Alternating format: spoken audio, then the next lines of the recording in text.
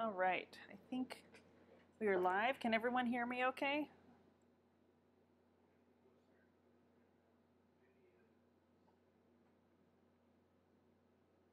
I'm logged in just a little early, just in case there's any issues with audio.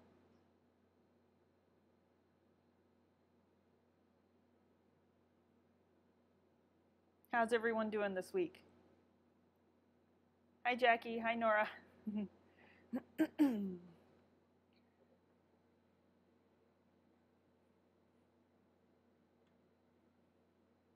Now, did everyone get my email last night? I sent it out pretty late, but there was a link where you can download the videos from Dropbox. Has anyone tried to download the videos from that link yet? I'm just checking because I got one email from a student saying that she couldn't. Yeah, me too. It's sad that it's over. I wish we could keep going. Excuse me.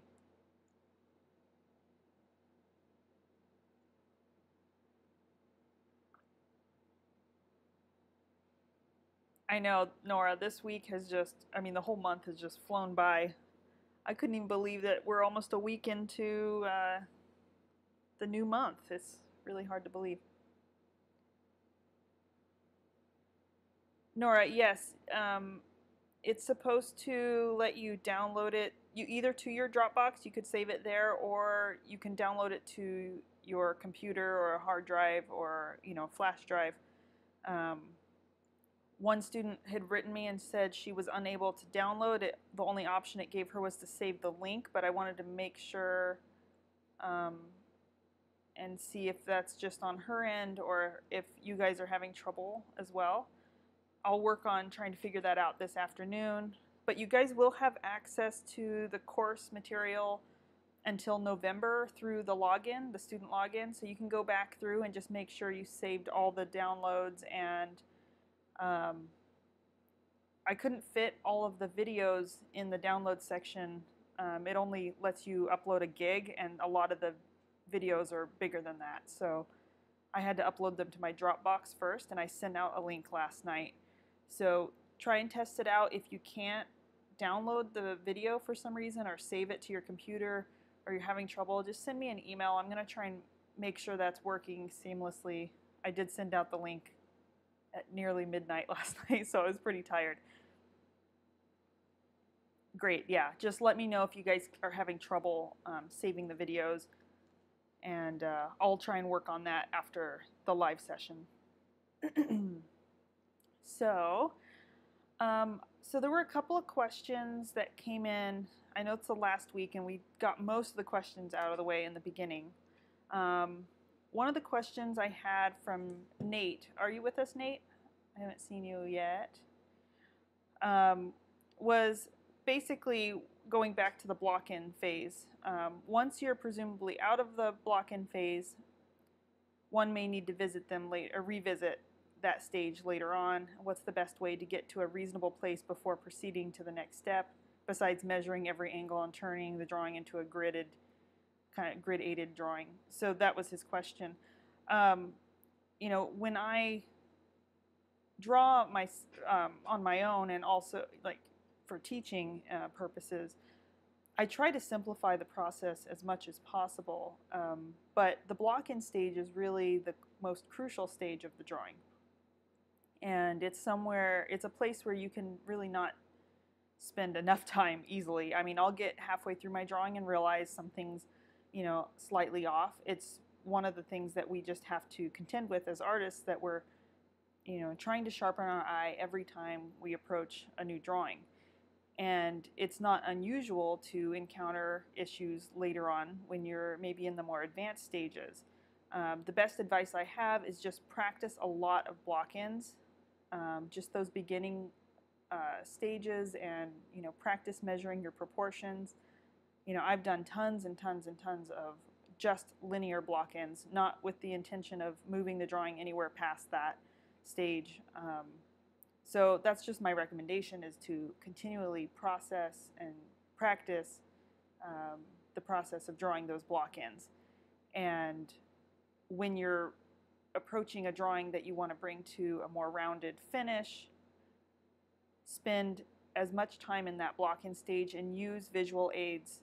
There's nothing wrong with doing that. For example, sometimes when I'm doing a large painting, especially if it's multiple figure composition or something very complex, I will use a very loose grid in a drawing to just get placement and to focus on, overall proportions.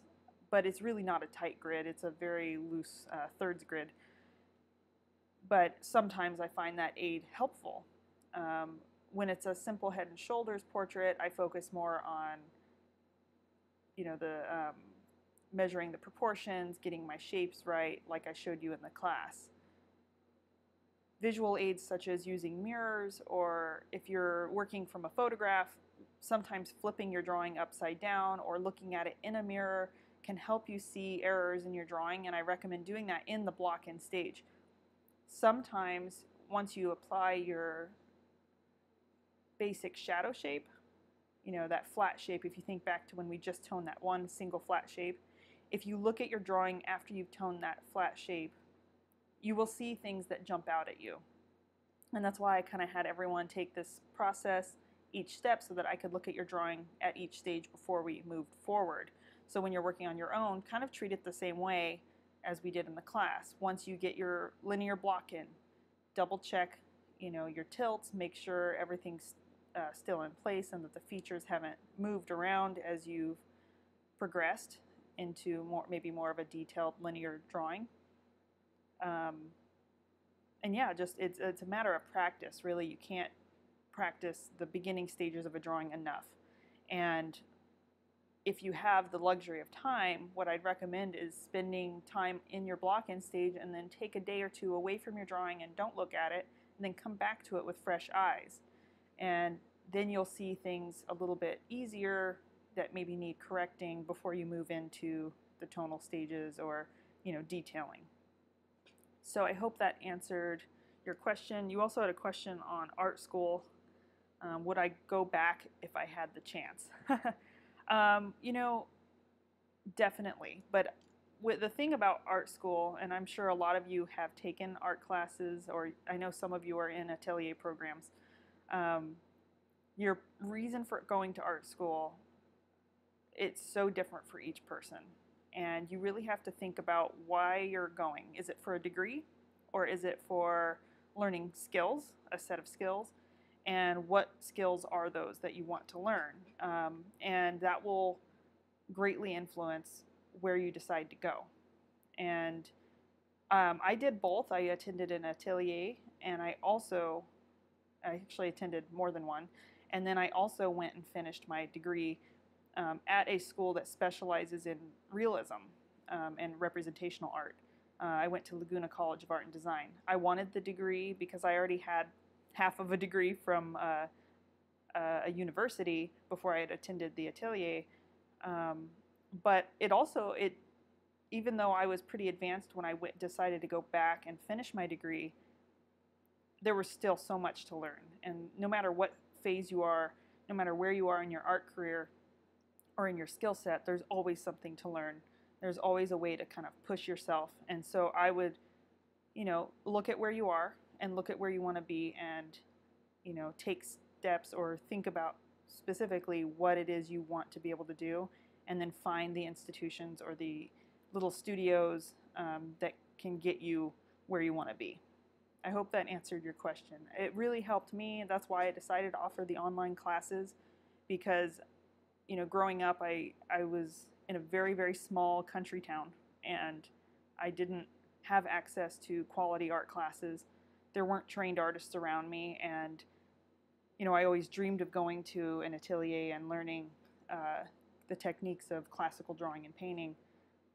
But I didn't have access to it, and I know a lot of you are in a similar situation, or you can't just drop your full-time job and go attend an atelier full-time because it's expensive or whatever reason. So, whatever your situation is, just take steps towards, improving your skill set, whether it's one class at a time. Even when I went to the atelier, I was only part-time because I had to work, and I couldn't afford to just a 10 full time. So you can make it work for you. The key is really practice. And once you get the fundamentals down and you're kind of just tweaking, and it takes time to absorb the process. I mean, I'm sure for this class, when you guys go in and do another drawing, you're going to have to go back and rewatch some of the videos, refresh your memory, and it's just going to take practice. And you might not see some of the things that I was mentioning in the beginning, but then as you progress through the process again,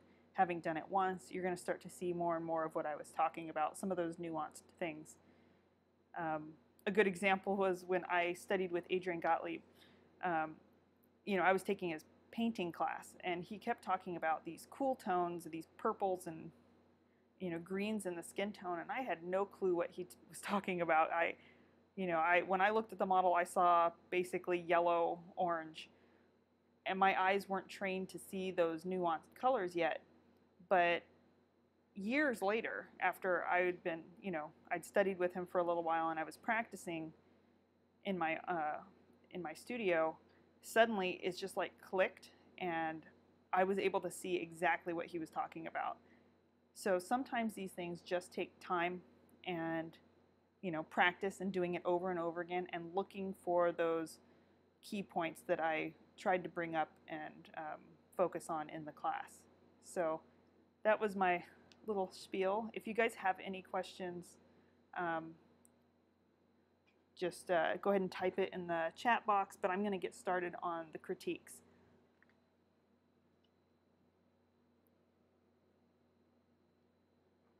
So, Kayla, I know you have a class you have to be to at noon, so I'm going to go ahead and get started on your critique. You have a really lovely drawing here, and these critiques are going to be pretty short because we did all the work early on. Hi, Kayla.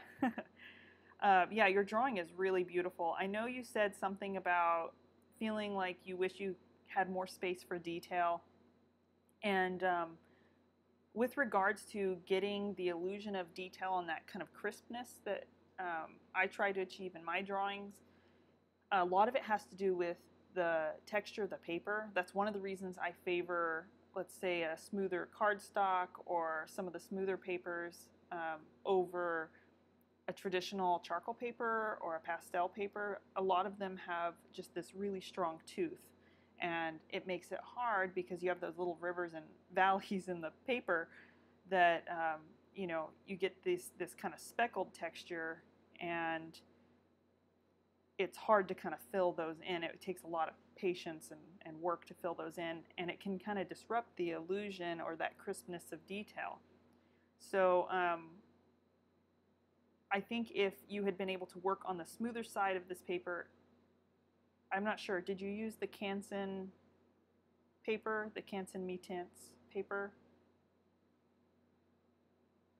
Because I know that paper has a smooth side and a rough side, and I always work on the smoother side, and I'm able to get a little bit tighter detail, but even more so, the other papers that I recommended are even smoother and have less tooth, like the Canford cardstock, and you would be able to achieve much more crisp detail and nuances in your toning on those papers.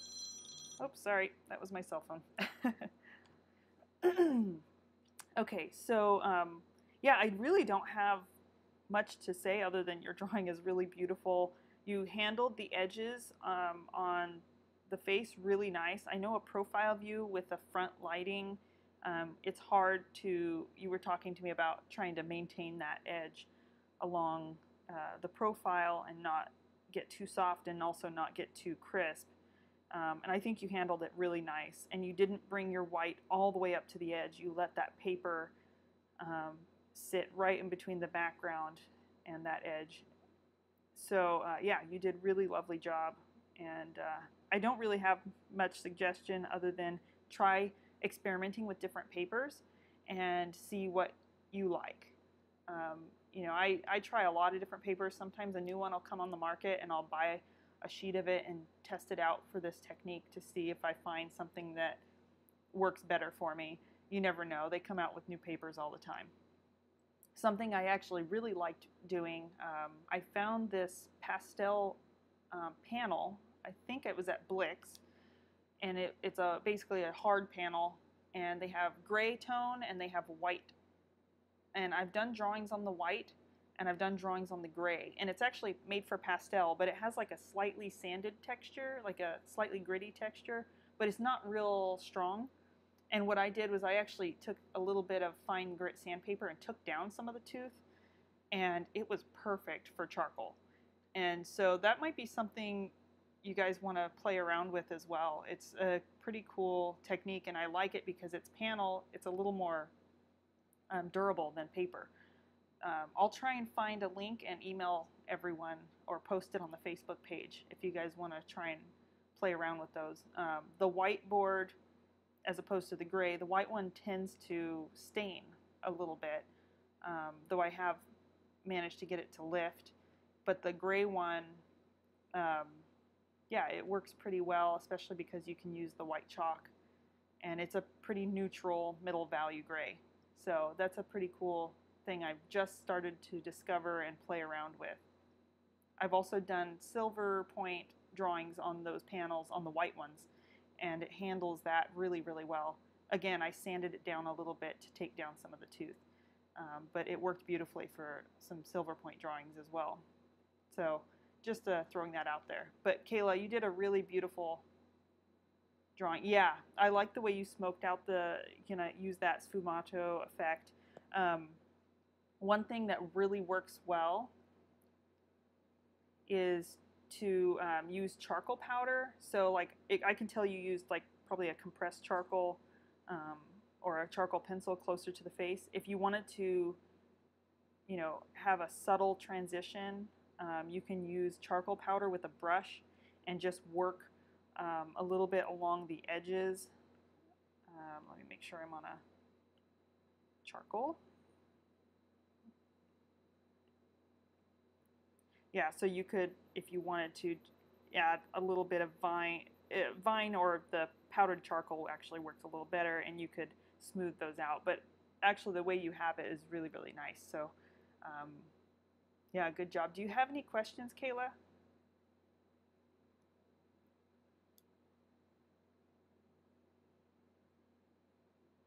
Okay, Beth, thank you for letting me know. I'm glad you were able to download all the videos. So you opened the link in a new window and then clicked the download button. Perfect. So yeah, and if you do that for each video, you should be able to download the file. It might take a while. Some of the files are pretty large.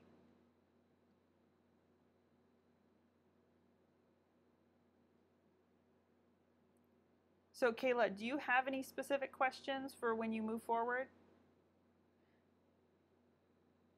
Oh, you're very welcome. Yeah, I'll give everyone the name of that pastel board. I think it was Blix brand. I had kind of stumbled across it when I was in Santa Monica dropping off a commission. I'd run in there afterwards because I always make supply runs when I'm in LA. And I found it and I thought, huh, that's kind of interesting. So it's made for pastel, but again, most pastel boards and paper will work for charcoal. It depends on the tooth, but I really liked it. So yeah, you might give those a try. Another thing, I know I had mentioned this before, but with these drawings, there really is not a need to use a spray fixative on them. If you do use a spray fixative, just be warned that the white might disappear a little bit. Just like with pastels, when you spray with a fixative, the drawing might darken a little bit.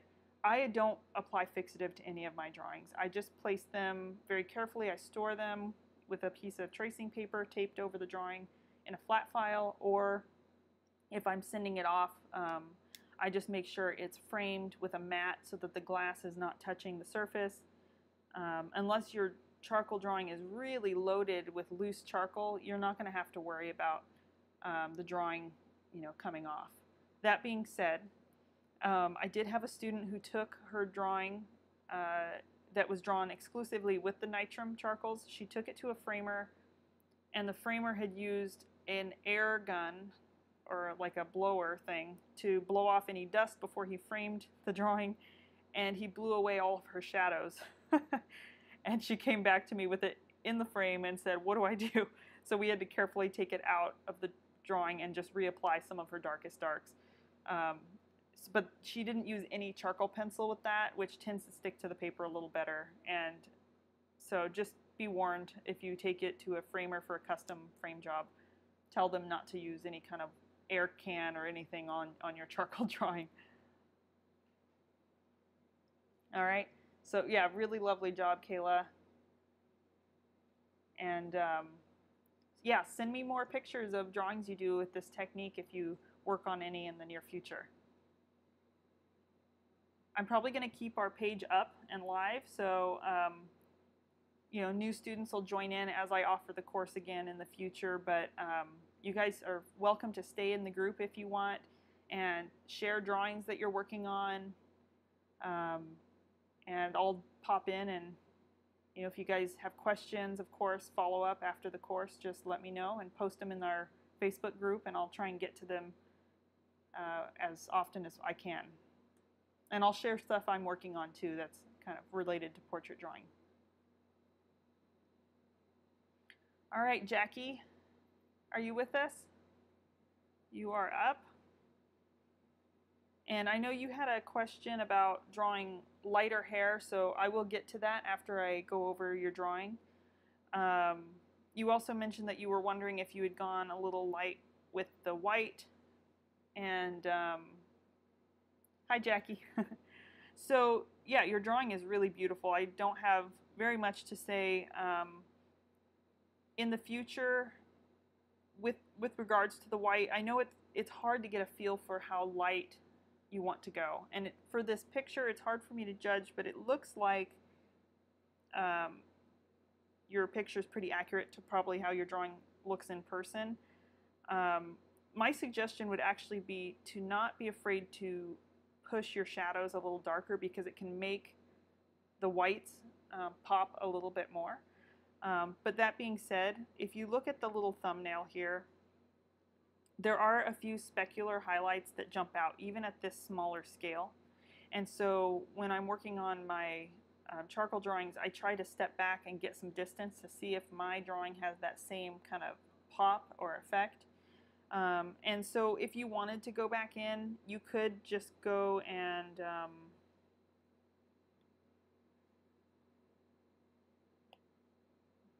let's see, just pop that highlight a little bit and a little bit in that one. And you might find that you have to add a little white around it. And then same thing for the one on the nose. That one really should kind of pop out a little more, just because it's a very sharp highlight. So mostly on the tip of the nose. That will give a little more of a reflective surface feel. You know, there's a little glimmer in here, you know, that you could pop, but it really depends on, you know, the charcoal pencil and how it's interacting with the paper.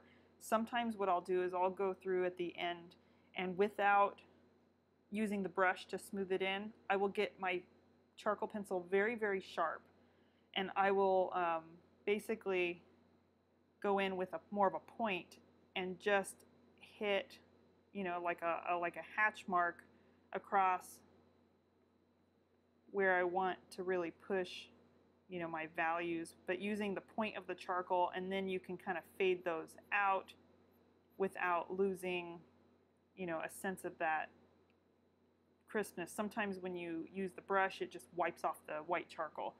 So you could try that and just see if that'll give you a little more pop. I think maybe you could also punch those highlights in the eye just a little bit. Now it's hard to tell because the photo, but again, what I like to do is I get a very, very sharp white charcoal pencil, and I press into that paper, and I try to do it in like a flick motion. And it usually a little bit will crumble off, but I'm able to get it to stick a little bit. But I mean, that's really my only suggestion. Your drawing is really beautiful, and yeah, I look forward to seeing more drawings that you do with this technique. Now, you did have a question about how to draw lighter, like blonde hair, for example, because our model had such dark hair. So what I wanted to do was bring up an example. This is a commission that I had done for a family, and these are her two daughters. They had very drastically different colored hair and complexion. Her daughter, the one on the right, had more olive complexion, and her daughter on the left had very, very fair complexion and skin, and also hair. Her hair was almost like pure white. So really the difference between using, your question had to do with, I select a different toned paper? You could use a lighter toned paper, but it's not necessary. What I would recommend doing is actually using more of the white. So, for example, on the daughter with the darker hair, if you remember back to our model, what we did was we applied a base tone for the average value of her hair. So we applied a little bit of charcoal everywhere. With blonde hair, your base tone is the gray of the paper. And what you're going to be adding more of is actually the white chalk, instead of adding, for example, a lot of dark charcoal. The exception to that is in the shadow portions of the hair, as you can see in this area here and here, and along the edge of the face here. I added dark charcoal, just a little bit, and I think I only used a little bit of nitrum. I might have used a little bit of pencil, but most of this is actually the white chalk added. So it's a little bit different because we're not doing as much of a reduction technique, but one of the things I did was I applied kind of like a mass tone. So for example, I knew the hair was lighter in this section up here. Then I would take my eraser and erase, into that to get some of the texture. So very similar to what we did, but the areas you're erasing are the darker portions of the hair. Let's see. And then going back in with the white and pulling out more of those bright little flecks and strands and breaking up some of the shadow areas with those strands of hair. Okay, so it's a very similar process to what we did. We were just using the white chalk instead of the dark charcoal. And you can see it's very effective at getting the hair. And the process is very, very similar. Did that answer your question?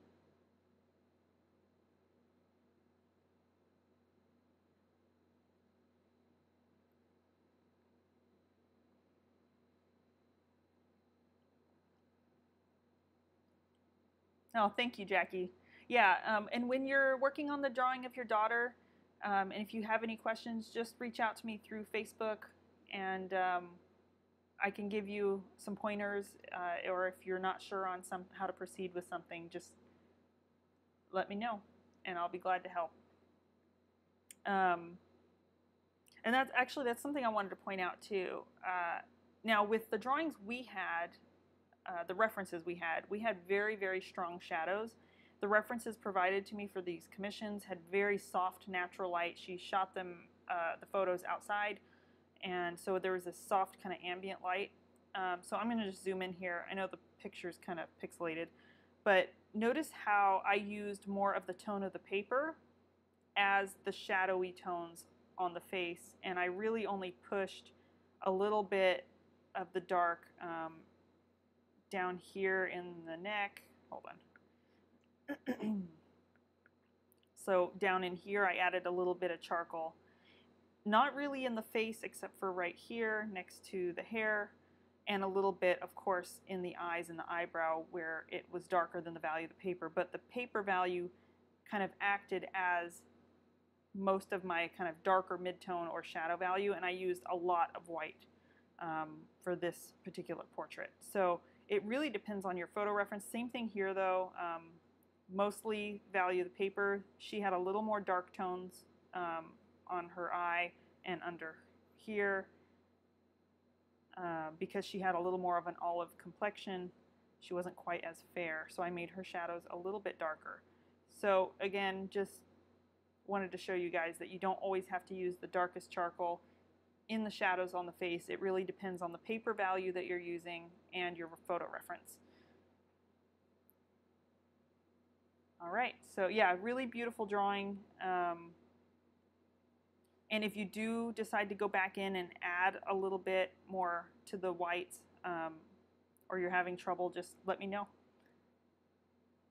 Oh, and did you do a profile view as well?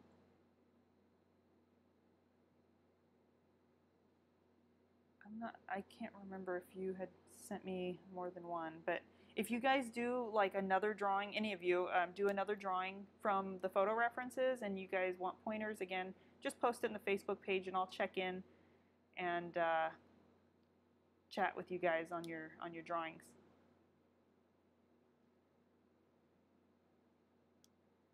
Okay, yeah, I didn't see it in here, so I couldn't remember if you had worked on one. Okay. So if any of you guys do another angle view, just check in with me and I'll be happy to give you guys feedback. All right, Trung, how are you? Are you in here? Are you with us today?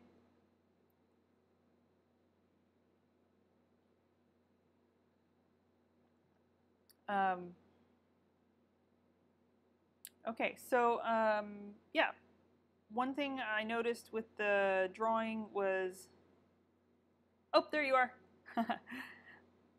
All right, so yeah, really nice job. It looks like you finally got the charcoal to be able to stick.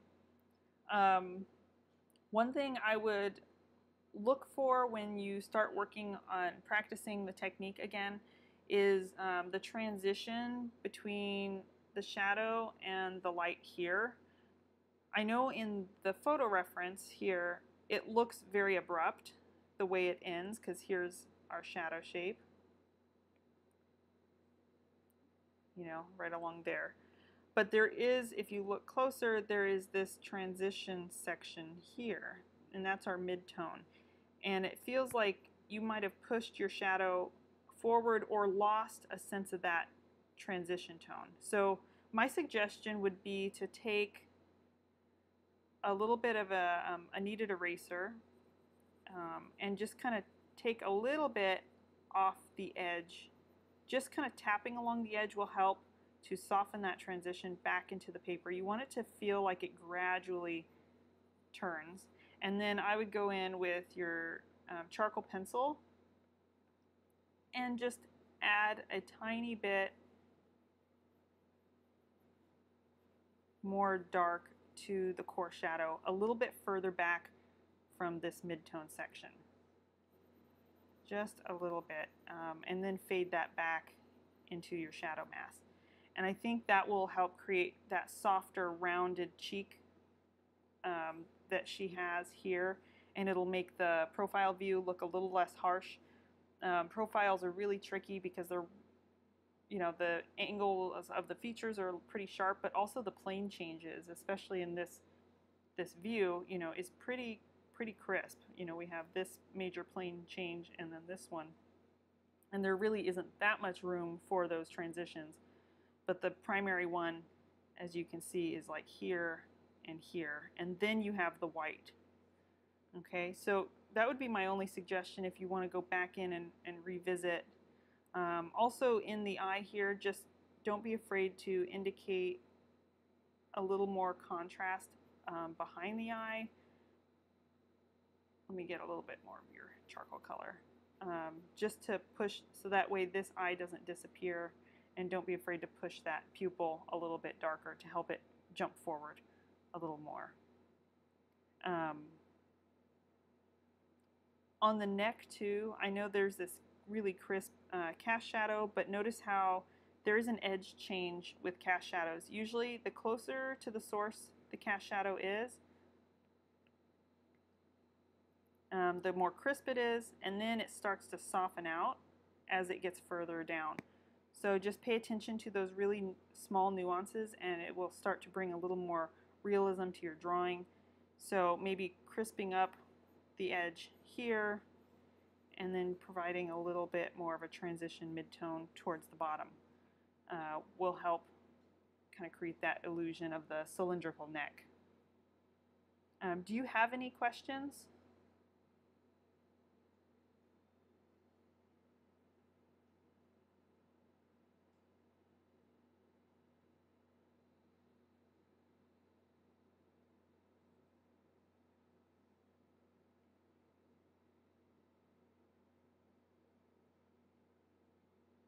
So yeah, just softening out this section here, and then yeah, it looks like it was that from the nitrum in the beginning, or the vine in the beginning of the drawing, or was that from using like the charcoal pencil? So the background was a little bit scratched, you said.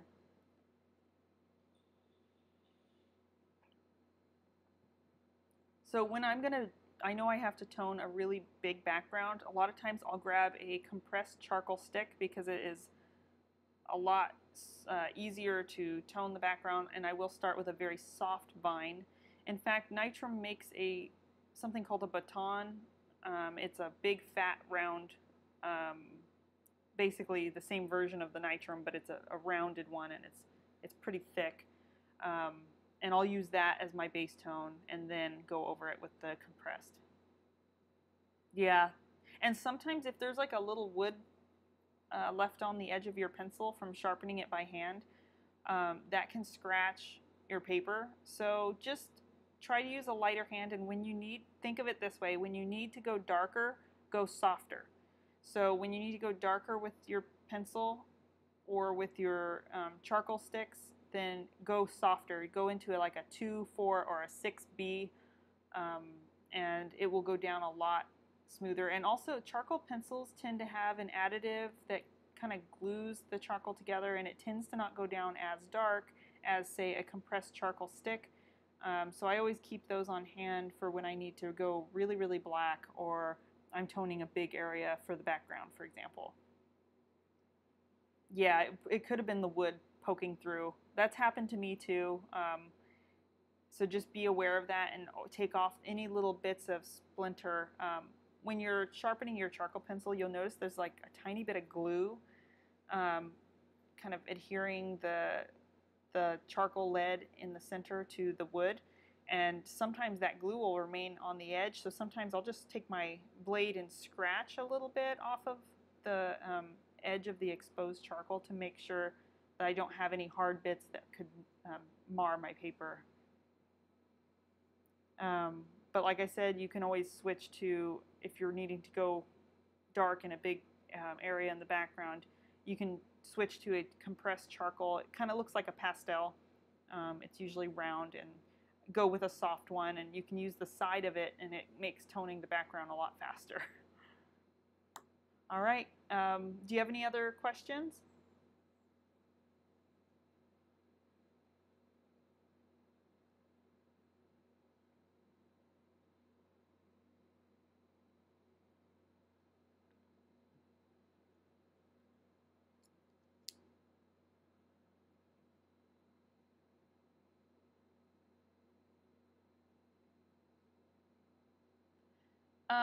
So should you make the hair value lighter or darker compared to the background? You know, in the photo, her hair just merges with the background, and that's perfectly fine.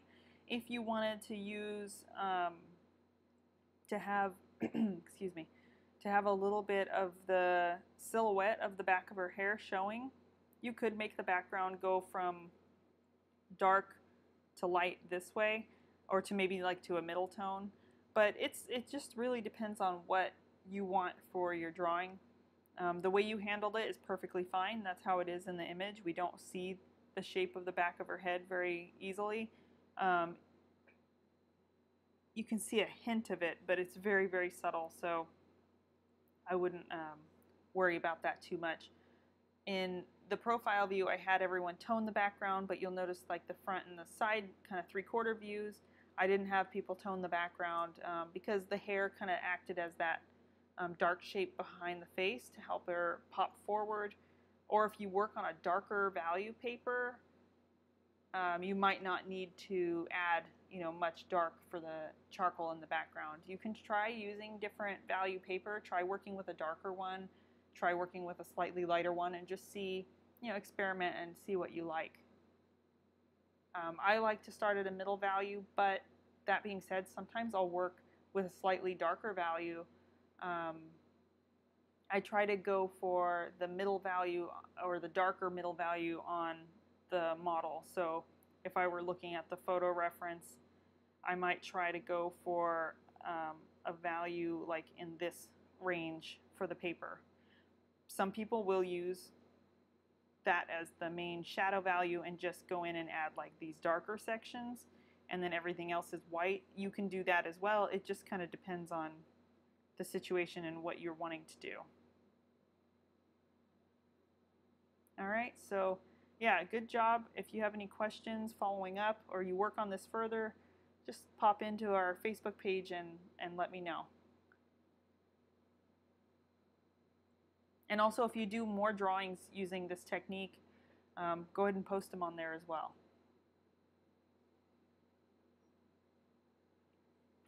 All right, Susan,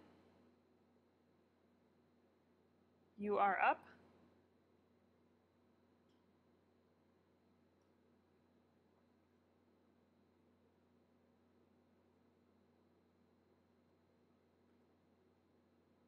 So make sure I'm on the right layer. Hi, Susan. Your drawing turned out really beautiful. Yeah, I think your handling on the white is pretty good. You have that extra little pop that, happens on her forehead right here. You have that here. Oftentimes it depends on the lighting situation. I will kind of diffuse out the intensity of those lights, but I'll still get them bright enough. And I think that's exactly what you did here. It's not as sharp as it feels on her, but the way you handled it goes really well with how you handled the softness in the shadows. So I think it's perfect. Now, did you have any particular questions? I don't have much to say on your drawing. It's really lovely. When you kind of keep practicing the two-tone technique, you might try experimenting with different value papers.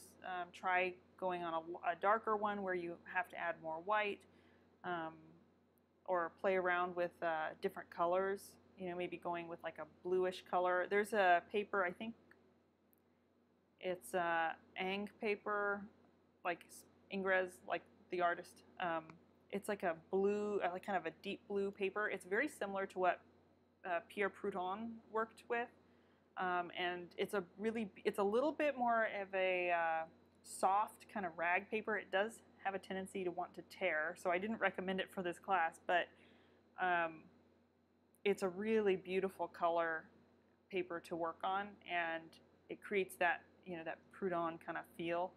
And so if you want to kind of experiment with that, I can try and find the exact one that I have and send you or post a link on our Facebook page. I think you might like it. It does start off at a slightly darker value, so you'll end up having to use more white.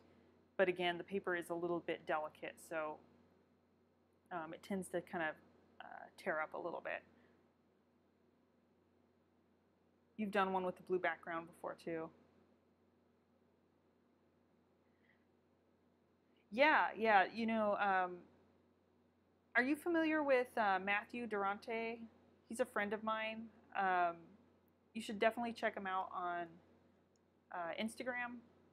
And he does these gorgeous drawings, but he adds just a touch of pink in his. Sometimes they're graphite drawings, sometimes they're charcoal.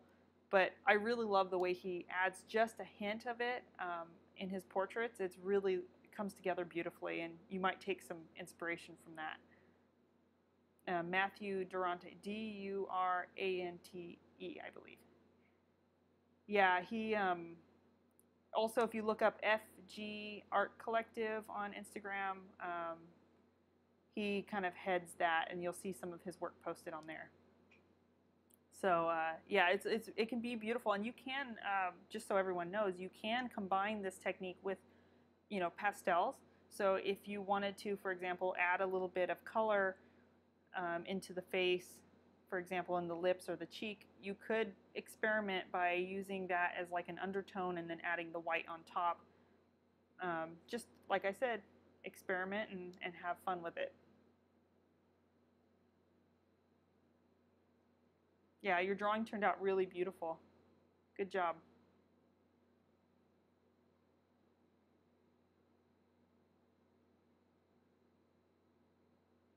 And if anything pops up, if you have any questions about different papers or anything, just let me know. All right, Sophie, you are up. Now, I know you said you had a little bit, you weren't quite convinced by the white, and you were having a little bit of trouble getting it to look clean on your drawing. You said you weren't quite convinced by how much you placed on there. So one of the things I would like to suggest is in areas like the nose, like here, there is a midtone there. However, it should be the paper value. So I think what's happening is when you're mixing your white and it's going into some of this charcoal, or it's getting mixed, it kind of gets a gray kind of dingy look. So what I'd recommend is erasing some of this midtone and instead using the white to carry up into the portrait. Same thing goes under here and here.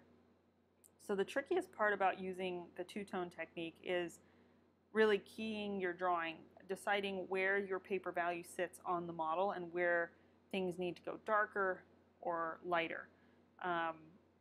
Sometimes early on in the drawing, I will find my brightest light, for example, on the tip of the nose, and I will just put it in as bright as I can get it with the white chalk or white charcoal. And that will help me kind of refer back to where my main value sits. So one of the things I would recommend is to take and erase some of this middle tone. You can leave it on the shadow side here on the right, but I would take down some of this tone here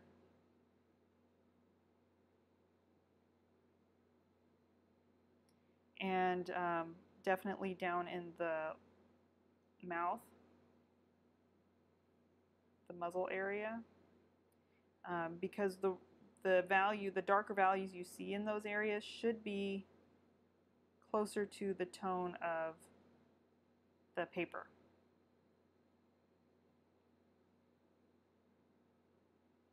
Okay, and then you're going to take your white chalk instead and come down the bridge of the nose. Let's look at our reference here.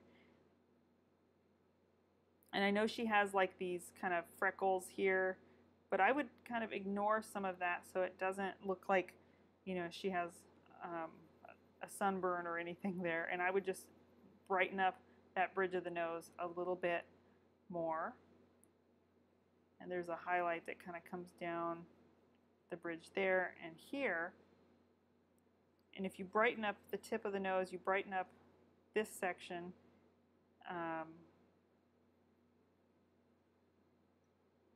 But you leave maybe across the bridge of the nose closer to the value of the paper, so you have that little break in the value. You'll get that same effect, but it won't be so dark and heavy. You'll also want to introduce a little more white across here and spread that out just a little bit more. Don't approach, the shadow value too much. Leave that spacing there.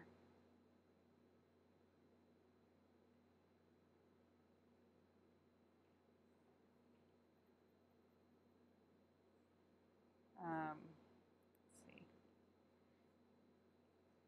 She has a pretty bright highlight there. So I think, really to balance out your drawing, you just need to introduce more white, and maybe next time be a little more selective about where you place the charcoal in the midtones. If anything, stick to the shadows and the transition out of the shadows. So stick to this section here and here, and don't apply any in the main light mass, and leave those areas kind of blank until you can introduce a little bit of white, and then you can decide whether or not you needed to add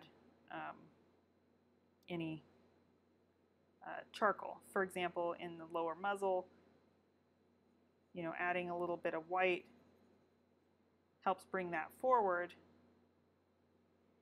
And yes, she has some midtone there, but you'll notice here in the middle, in the middle section in the philtrum, that there is a little bit more of a bright white, and that helps bring the lip forward a little bit more.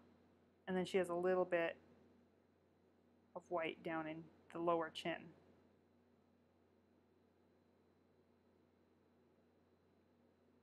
Oh, thank you, Susan. I just saw your comment.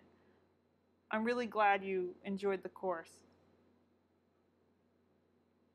I know you have some prior kind of atelier experience too, which always helps, but because I know that learning online presents a particular challenge, but I think everyone did really, really well, and I tried to be as thorough as I could. So your guys' feedback in the survey was really, really helpful. This is the first online class. I've been teaching for 9 years, but this was the first time I've taught online. I have had actually private students long distance for some time now, but doing a more formal online class. Yeah, that's true. And I still take workshops, and there's always something to learn. Some insight that a particular teacher might give, and suddenly you have that aha moment, and we love those moments, don't we? So Sophie, my suggestion is just to clean up some of that dark charcoal and then add a little bit more white, and I think your drawing will balance out really, really nicely. And just keep up the practice, because I know this technique is new to a lot of you, and I always feel like whenever I would go in and learn something new, I would have to go through the process start to finish before I could kind of understand the purpose of each stage, because you're kind of being led blindly, through this process until you get to the end, and you're like, okay, that's why they said this in the beginning, don't do this. Because, maybe, for example, don't put too much of the dark midtones in the main light masses, because when you add the white, you're going to probably end up having to erase them. So, sometimes you have to go through the process all the way through to kind of understand the purpose of each stage. And then the next time you repeat it, each time it's going to get easier and easier. So, yeah, just keep up the good work and keep up the practice, and keep tagging me in your drawings if you, either want feedback or I just want to keep in touch and see what you guys are doing. All right, Nora.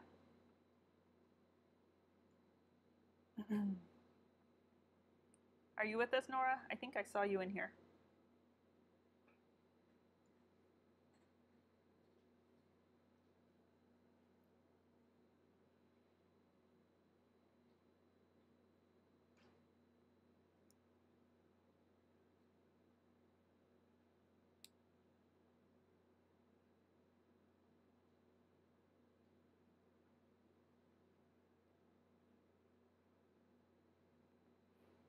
Hi, Nora. Yeah, your drawing turned out really beautiful. Beautiful soft tones. I don't have too many suggestions, other than if you work on drawings in the future, I know the model had pretty full, large eyes.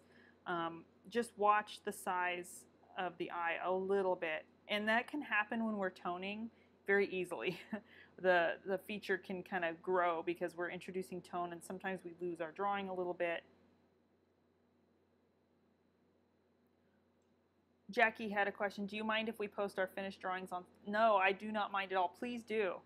I would love to see your finished drawings. If you guys go back and work on these, please post them and tag me. And those of you I might reach out to, I would love to use an example of your drawing along with your testimonial on my website for the course when I offer it again in the future, if I have your permission, of course.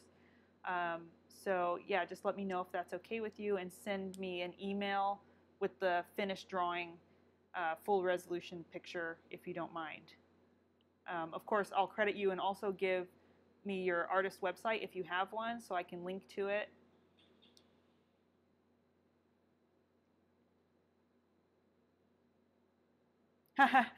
That's true, Nora. We do put a little bit of ourselves in our drawing. Oftentimes it's the feature that we are most aware of on our own face. So that could, I have pretty big eyes too, so that could be part of it. It happens very easily. So, and she does it. She has very full eyes.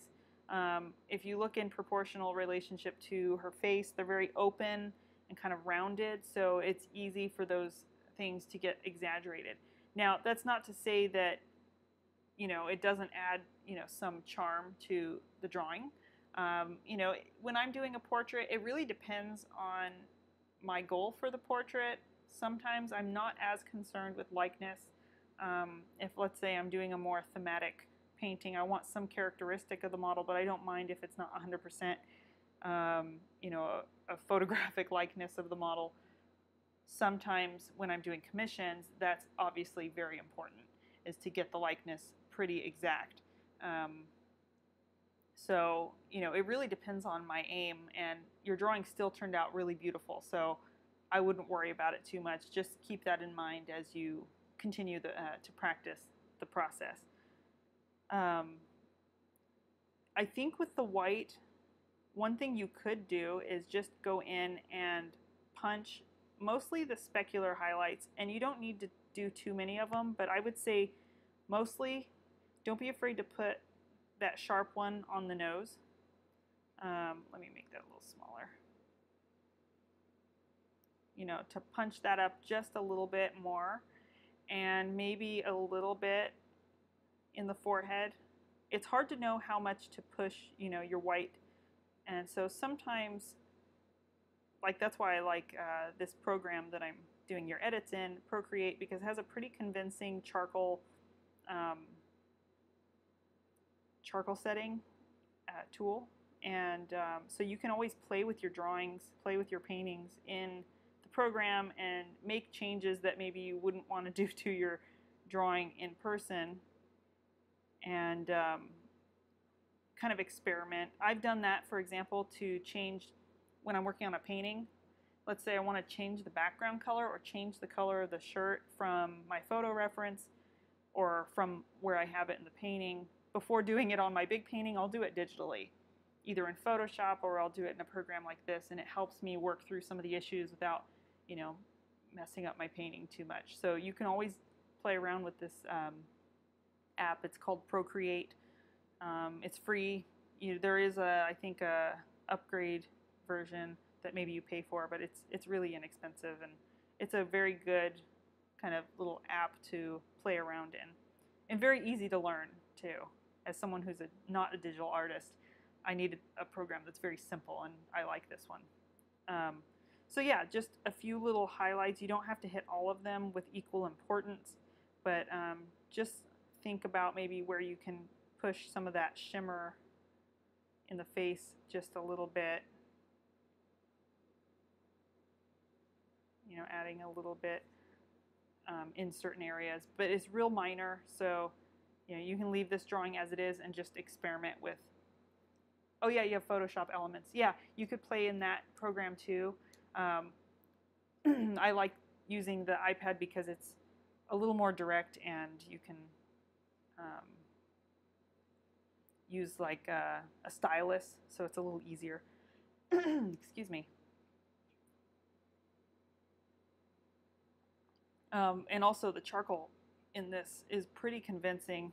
I've seen a couple of artists I know do drawings in here, and you can almost not tell that it's that it isn't a real drawing. There's little things that, you know, real charcoal does, and I don't usually do finished work in digital, but you know, I use it more as a tool to help me design painting ideas and composition, and I use it kind of basically as a sketchbook. But for me, it's a little more versatile than a sketchbook because I can pull in multiple references and play around very quickly with, you know, changing ideas. So anyhow, aside from that, your drawing is really beautiful. Do you have any questions?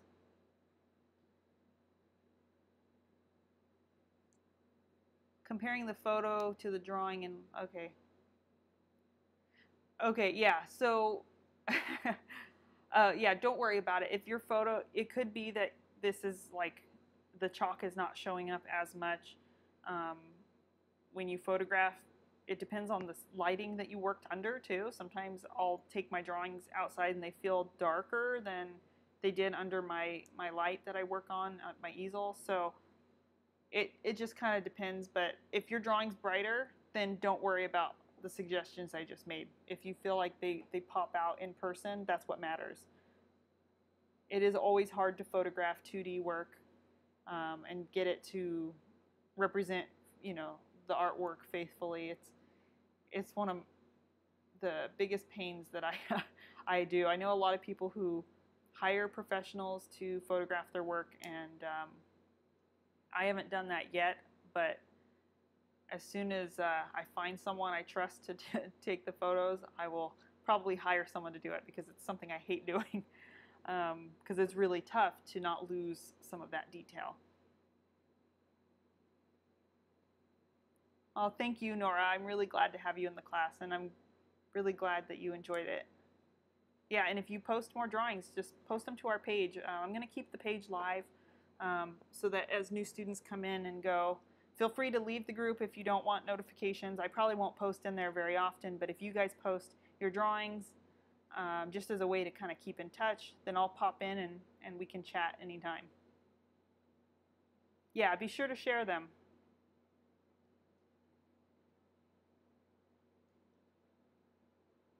Especially if you guys try some of the other drawing, like the pastel panel. If you guys try that out and, you know, post your drawings. It is always very difficult to photo paintings and drawings. That's very true.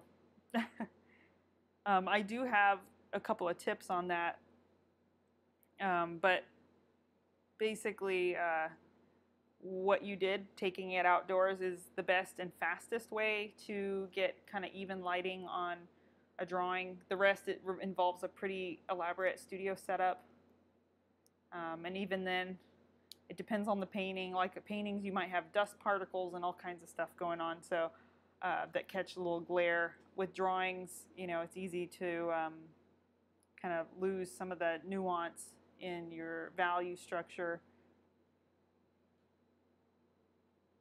So yeah, it can be tricky. But good job, Nora, and I look forward to seeing more drawings that you do. All right, Linda. I saw you in here earlier.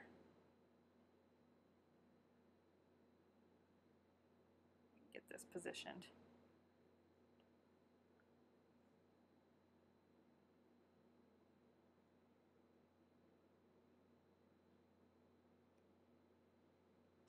You're welcome, Nora. Yeah, a light box, those can help, but when you're photographing, it's best to have two lights.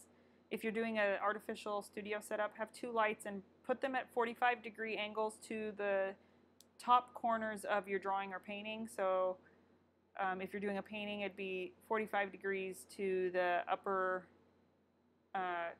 top right and left corner, and that will help with glare, but also using a polarizing filter on your camera can also prevent and take out a lot of the glare that you would have to Photoshop out later. So hi, Linda. You said you changed your drawing some since you posted.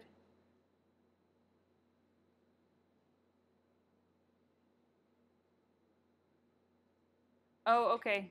So you've worked with the model and the drawing didn't look like her, so you forwarded. Okay, so do you mean you have a more updated drawing than this?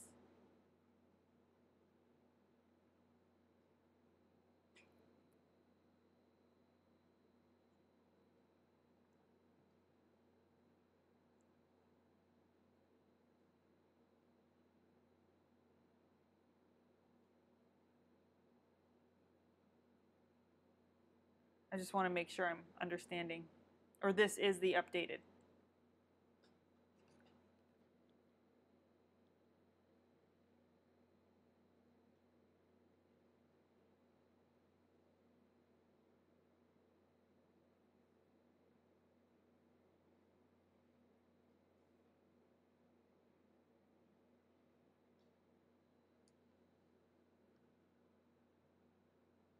Oh, thank you, Beth. I'm really grateful to have all of you guys in the class too. You guys are making me look good. You guys all did really well. I'm very proud. Um, so no, this one is not the updated one, but they're very close. Okay, so I'm going to go ahead and just give you suggestions on this one, and then I didn't see it in my email, so make sure that it got to me. Maybe you could send me the newest one again, and I'll give you some pointers. And we're definitely going to meet for coffee, so I will send you an email about maybe next week, a date that works for both of us. Okay, so yeah, your drawing really did, I can see it moving more towards looking like her.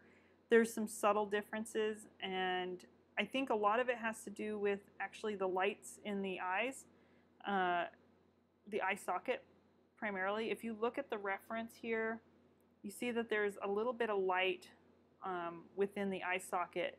And while the overall eye socket is an underplane, I think if you had introduced maybe just a little bit of light in this area, not necessarily adding white, but more maybe the tone of the paper, just leaving that instead of adding the darker tone, the charcoal, it would help bring the eyes forward a little bit. This eye, same thing. I think mostly in this eye you would have more of a pop in the light on the lid. One thing you'll want to watch out is where your tear ducts sit. This one kind of looks a little bit too high. So you just want to make sure that you're keeping the tear ducts in relationship to one another at the same tilt of all the features. So just make sure that this part didn't get turned up too much. For example, this line here should come down to maybe here so that it relates to this one on the other side. And then with your white, just remember to keep some of the paper value exposed in a couple of areas. So it's easy to kind of overshoot the mark with the white, or it spreads out too far. So one area I would say, and I can't tell if it's just the photo coming across that way,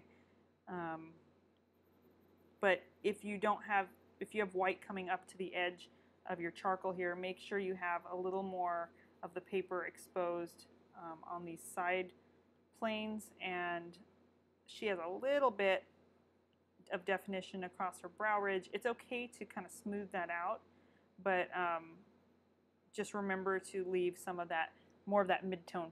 You did it pretty well down here in the lower half. I think in the forehead it maybe got a little whitewashed. Okay, so let's see. Also, when you add your white, think about where the emphasis should be. So for example, you have the highlight on the nose plenty bright, but maybe not being afraid to push where it does get bright a little bit more white. And down in the face, there aren't as bright of areas, but you could maybe push here underneath the eyes, and a little bit in the middle of the cheek on both sides, just a tiny bit on this other side here. And that's just going to add more dimension to the form.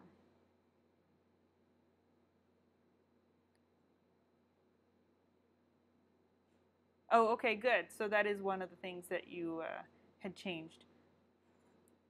Good, that's good. Yeah, and then, like, for example, down here, this is definitely an area where you would add just a pop of white, mostly through the middle here, and that's going to get her lip to come forward, and maybe a touch down here, just at that top plane of the chin.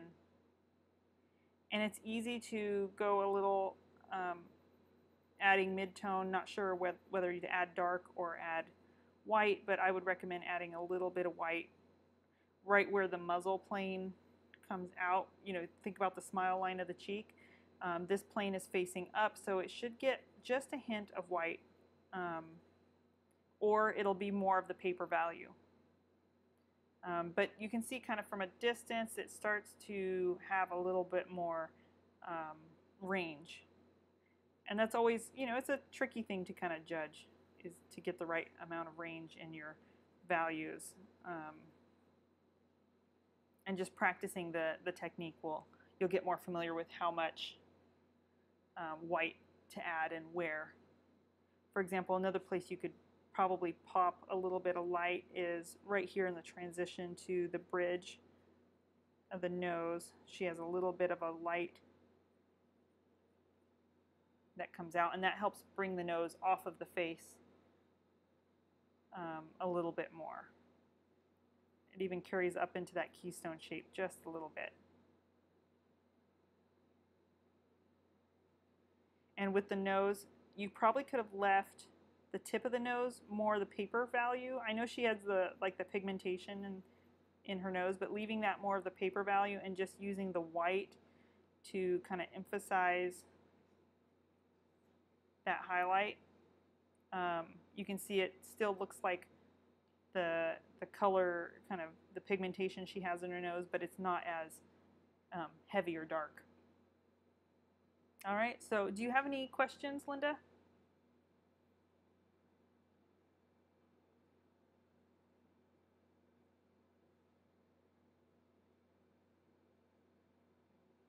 Yeah, just like going really, really dark, a lot of people are kind of tentative to go really, really dark.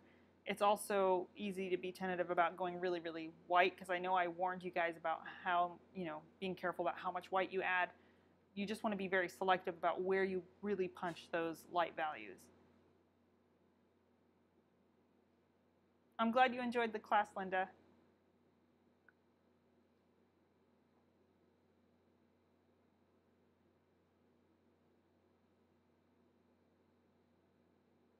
And if any questions pop up as you continue practicing, just let me know. And we will grab that coffee. I'll reach out to you after class today, and we'll get together. Yeah, good job.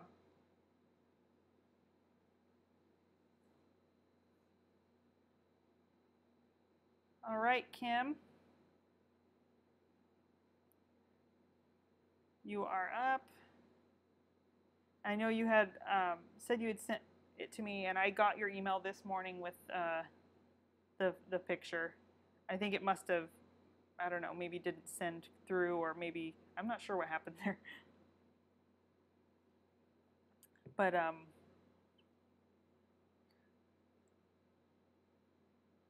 yeah, your drawing turned out really nice. I know you had posted earlier on the Facebook page, and you were feeling like maybe you had added too much white, or you had questions about, where to place the white. I think you did a great job with your placement of the white. It looks like you took away some, like in this area here, and a little bit on the far side of the face, which is good. It needed that in order to make it feel like it turned. The form on the forehead, those plane changes, right where this plane change happens here, that's going to be facing away from the light source, so it's going to need that mid-tone. So you did that, and that looks great. Yeah, it's, I think the image looks a little bright, like the photograph. So I can't quite tell if it's showing all the nuance that you have in the drawing. But if you look at the thumbnail, she just has a little more maybe mid-tone value, paper value through this section, and the white on this side of the face is pretty limited to that area. But I'm thinking that maybe your photo is coming across as a little light for the drawing. So if you want to get it to turn a little bit more, what you could do, because the white doesn't tend to tear up the paper very much, you could take your paper value, so take a kneaded eraser and start to get a darker value. Start to remove some of that, and what you might end up doing is taking, I think it's mostly on this far side that maybe you would want to remove some of that white chalk. I know that's not quite the paper value. Let's see, let's look at the reference. Yeah, and then just, it's pretty easy to reapply the white too. So you could lift away some and then try carrying your charcoal. You can kind of see the shape in her face here. It kind of goes like that. That's almost a different value range. It actually kind of goes like that. So you could try bringing a little bit more of like the nitrum out. That's a little heavy. Just to play around with that, and then bring your white, transition that white again over. And it might give you a little more range to your drawing.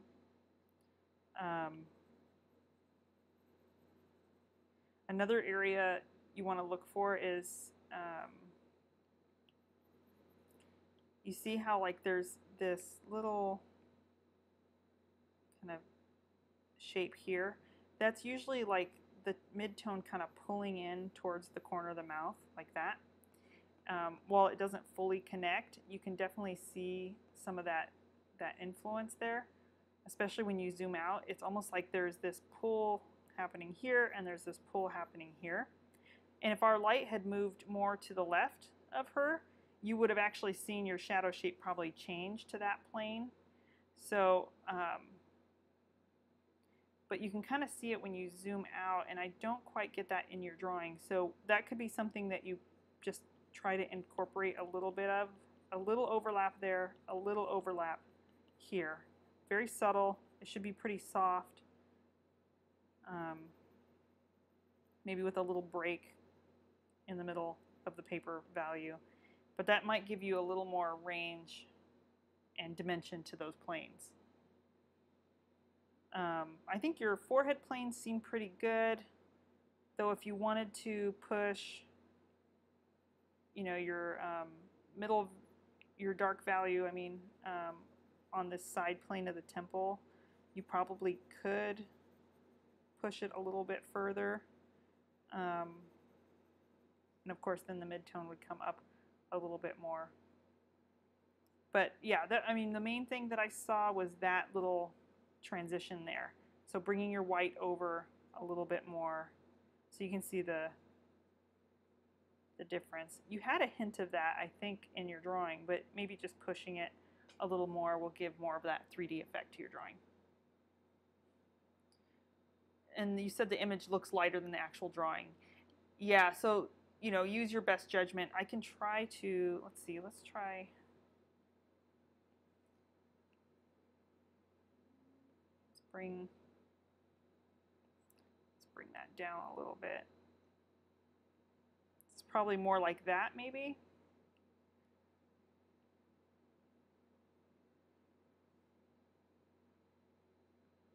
So, so yeah, just re-examine that transition from the shadow side. But I think everything else looks spot on. Even in your forehead and the nose and everything, I think you did a really nice job, and you don't really need to edit those areas with the white. So do you have any other questions? Your drawing turned out really lovely.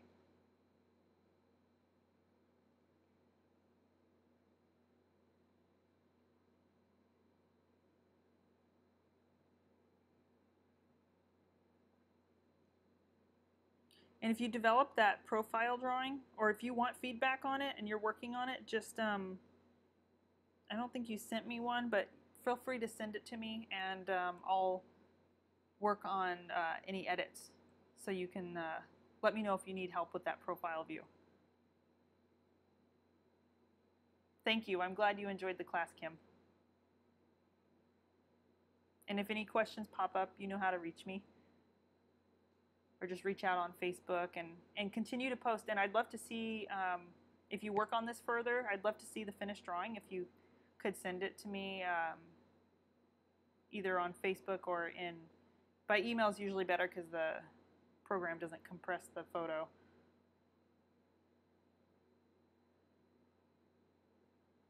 All right, yeah, really good job.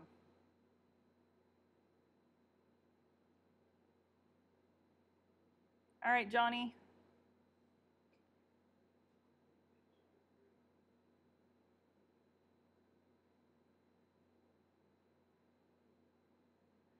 Yeah, the profile views are tricky. But yeah, if you want some feedback on that, just send it over. Thanks, Kim. All right, Johnny, are you still with us? I know the class is going a little longer, but I just wanted to be thorough with everyone before the end, since it's our last session. So hang tight, guys.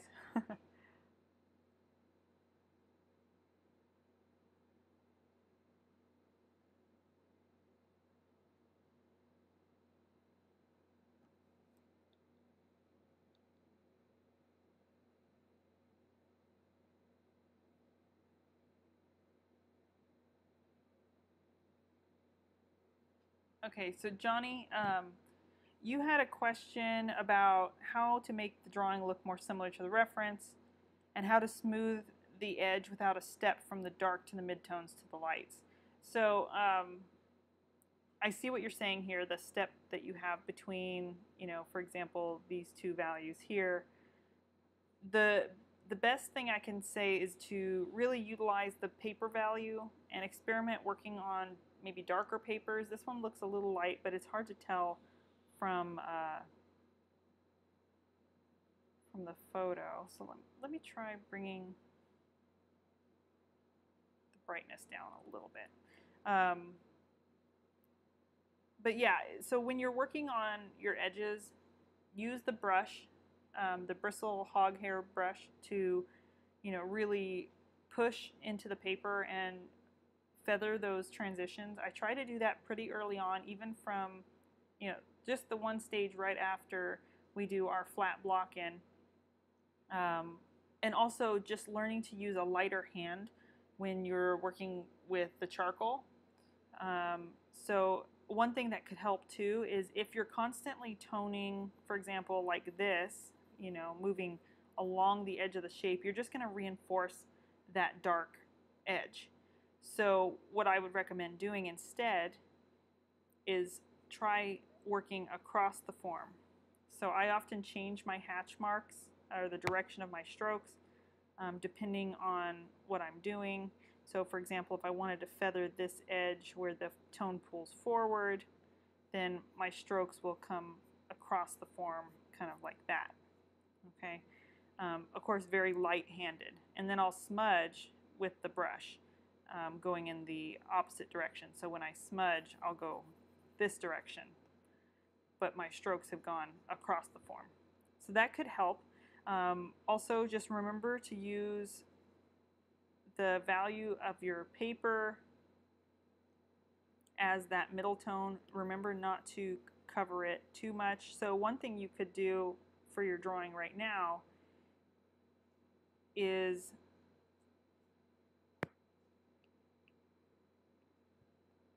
go back a little bit, is to take a kneaded eraser and just kind of tap along the edge here and here. So I'm going to use the paper value to kind of paint over, but if you tap along the edge with your kneaded eraser, and the reason for like kind of the tapping motion is it doesn't just fully wipe it off. It removes a little bit at a time, but you can use it to break up that edge and remove some of the charcoal so that you get a little bit of a smoother transition to the paper value. You can even erase a little further back than you wanted, and then try using that hatch mark technique going across the form to help you create that more subtle transition. You know, you could kind of pull across, pull out from that form. And the best way I can describe the kind of weight of your pencil, you should be kind of pressing down a little harder where you're at inside the shadow edge, and then as you pull away, you're kind of flicking your brush, or your pencil, I mean, away from the paper. So it starts off heavy and then it goes to being pretty light, you know. So that's the, it's just going to take a little bit of practice. You might try just taking a sphere and practice, you know, rendering out the shadow and light tones, and of course adding the white, but rendering it as realistically as you can. It's a great, just simple process. You could even do an egg, similar to a portrait. You know, finding your core shadow,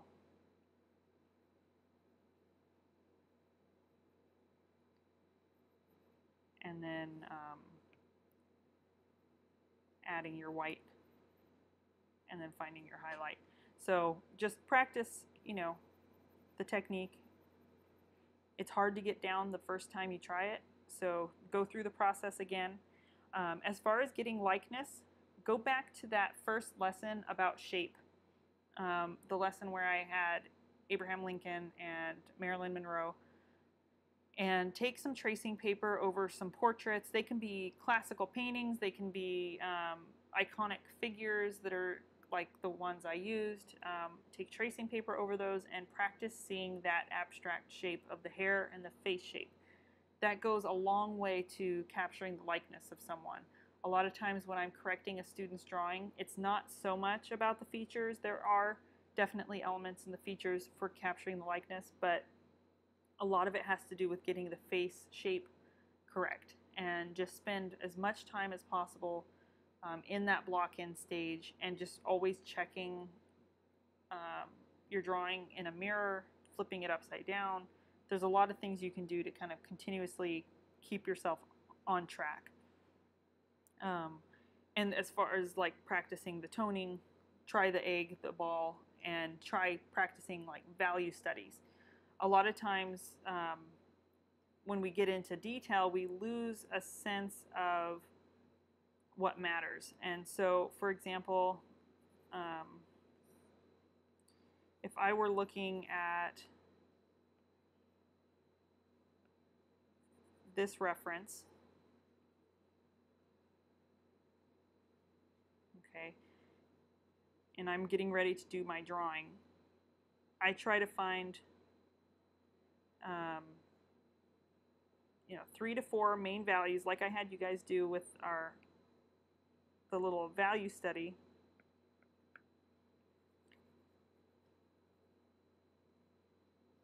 And you can, this is something you can practice too, is looking for that abstraction and simplification.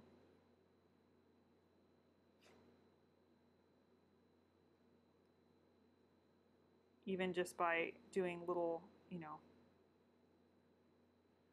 value studies, it can go a long way to helping you analyze, you know, your portrait. So, for example, finding everywhere where this middle value sits.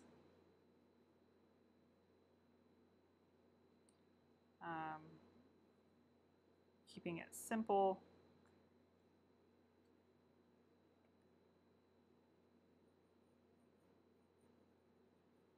sometimes even overstating the differences, and then looking for where that paper value sits,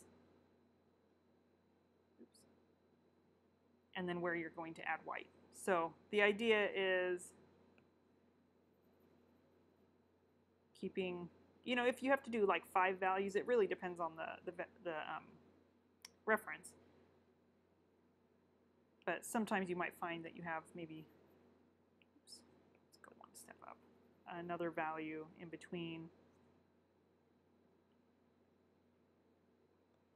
You know, it depends on how gradually your forms are turning.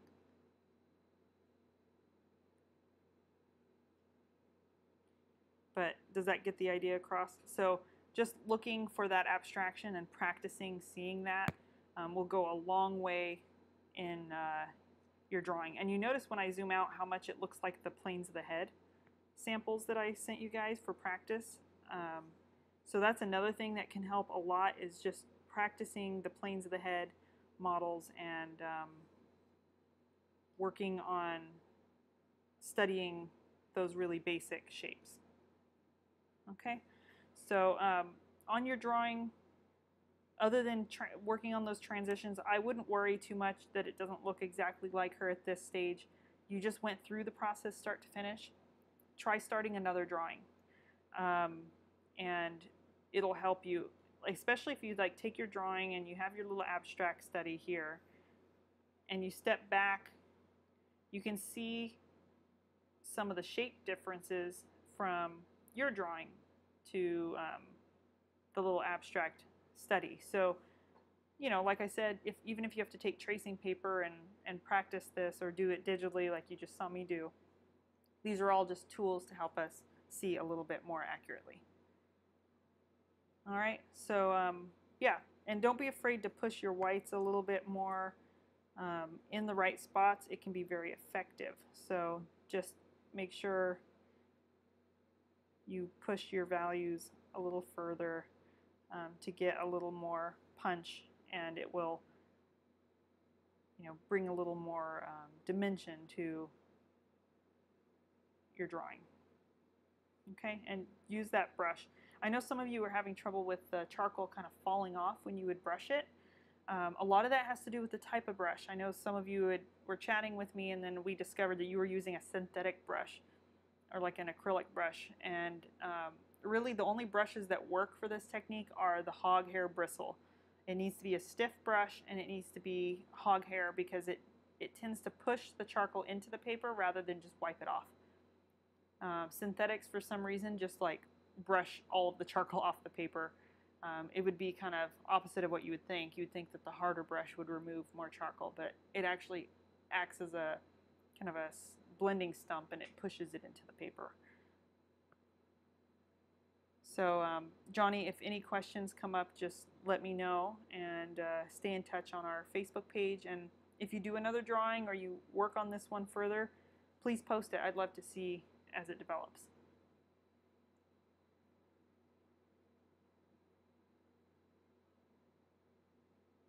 All right, Diana, your drawing is up. Now, I know you said you felt like sometimes you do a little better working in pastel, but I think you did a nice job. Your reflected lights look pretty nice. You have a good transition.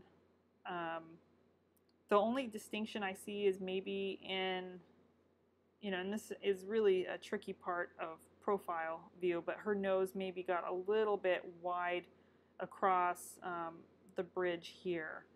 So if I were to adjust that just a little bit, I would maybe push that in just like a hair, and that starts to get her characteristic a little bit more. Where you have your shadow shape and everything feels pretty good.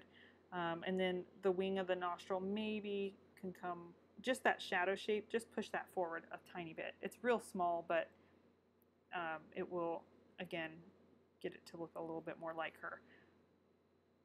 I know on this paper, on this angle, the profile view, there wasn't much range to work with in terms of value, but look for areas where you see the dark tones kind of pull.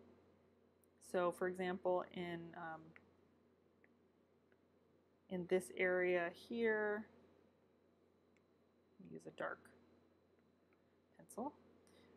So in this area here, there's a little more of a triangle, and you can see there's more tone kind of pulling forward from the bottom up. It's not a real dark tone, but it acts as more of a mid-tone. So you might try erasing some of the white in that lower half, and maybe taking your charcoal and pulling a little mid-tone forward. If your paper is kind of roughed up and it has trouble,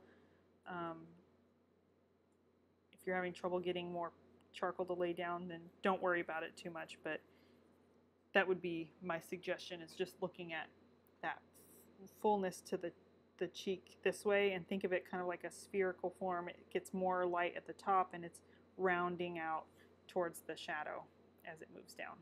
Okay, really nice job, and maybe evening out the background tone a little bit and deepening the shadow in the hair a little darker will also give you enough of that contrast, especially where it will match, the dark that you feel in the eye socket. If you have any questions, just send me an email. All right, Beth, you are up, and I just wanted to ask you if your paper was kind of this peachy tone, or if it was a little bit less saturated.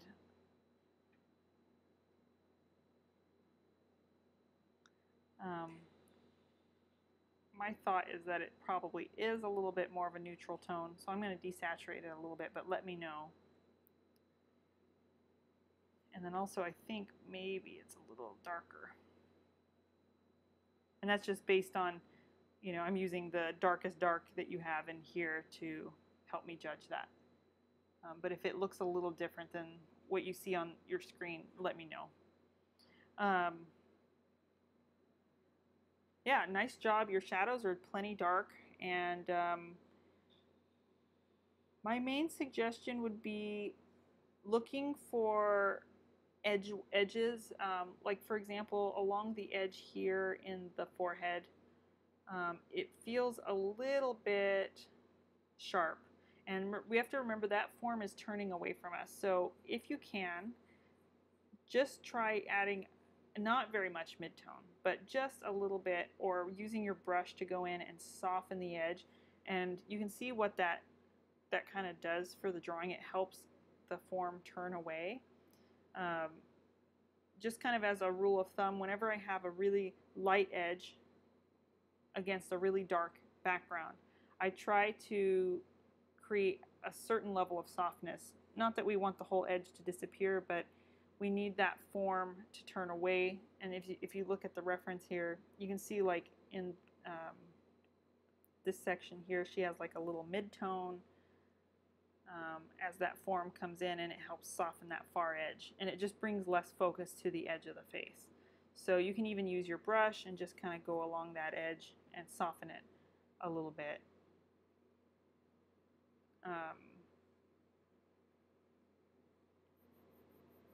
And it'll help turn that. And then also going in, and don't be afraid to really pop those whites in your drawing.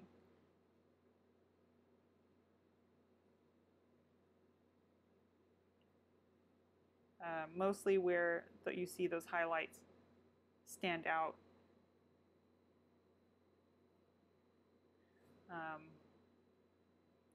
Your midtones, your transitions in here look, in this area, look great. So I would just say don't be afraid to pull your lights forward just a little more.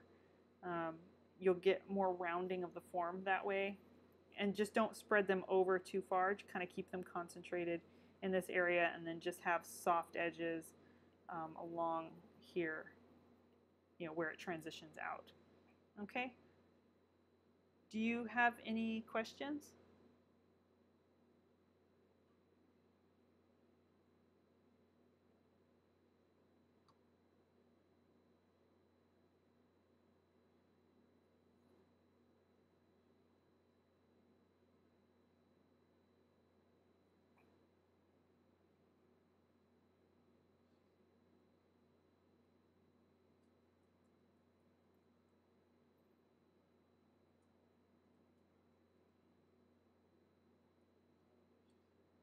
Okay. All right. Well, if any questions pop up, just let me know. Send me an email or connect with me on Facebook.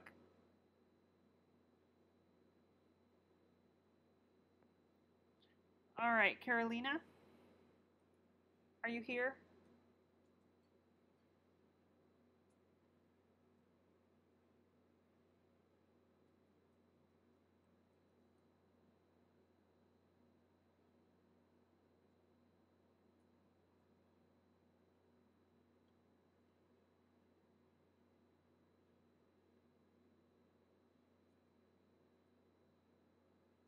Is the chat box working for everyone? Can you guys test it out? Because I noticed a few people, I think they're here, but nobody's chatting.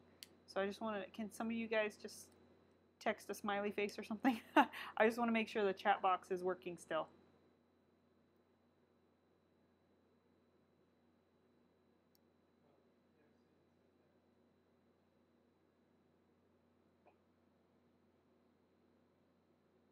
Okay, it's working. Good. Okay, thank you guys. um, okay, Carolina, so my suggestion for you is just to pop your whites a little bit. You have really nice transitions in your shadows and your midtones, but it feels like maybe your charcoal, your dark charcoal, maybe spread out a little bit too far. And I'm just basing that on this background tone that I see. So one of the things I would do is in this area, erase a little bit. I'm just using the paper value to color this in. I'm not using white. Just erase a little bit towards the top here and then go in with your white, and don't be afraid to kind of pop in a little bit more of the highlight.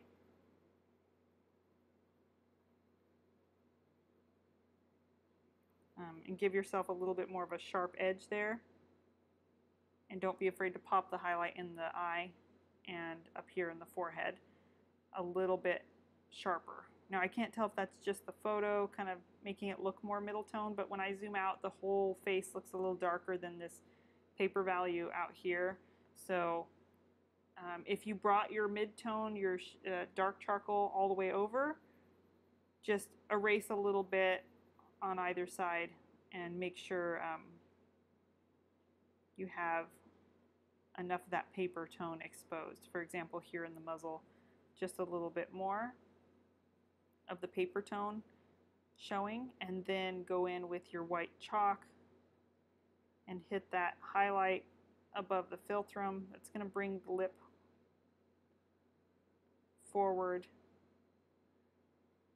just a little bit more. Okay.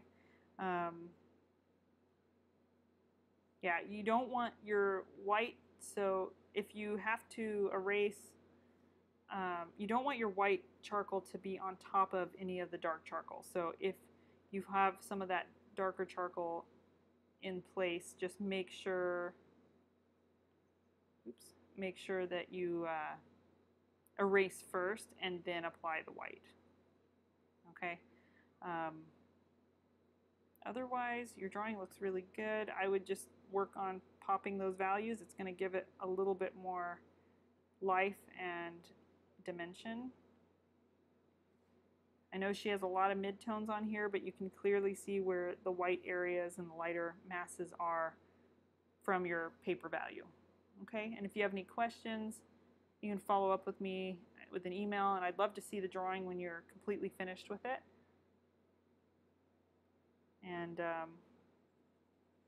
or you can post it on the Facebook page or wherever. Yeah, so if you go in and just pop those highlights in the eye, you can see it's going to give it a little bit more more range. Okay, yeah, really nice job. And that was it. All right, so that was everyone. Phew, that was a little long, wasn't it? I think kind of like our first class, which was pretty long, I think. It ended up being close to 2 hours. So is there any last minute questions you guys have? It looks like the Dropbox link was working after all, so if you guys check your email, you'll see I'd posted an announcement last night with a Dropbox link. Make sure you go to that and then open it in a window. a browser window, and then click the download button for each video. It'll take you to a folder, and you'll see all the modules, all the videos, and you can download those and save them to your computer. You can save them to, I think you'll be able to put them on a disk. They should open in a pretty standard format, like QuickTime.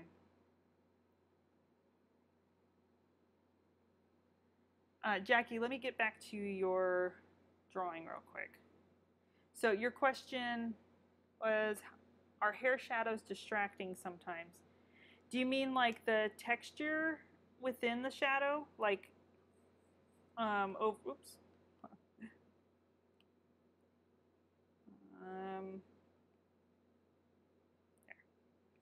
Do you mean like in this area?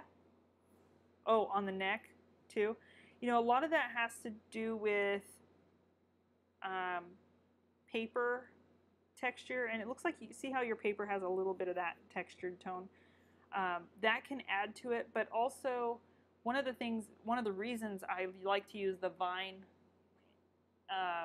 and the like nitrum as a base tone is it helps get rid of that. It helps get rid of that noise within the shadow.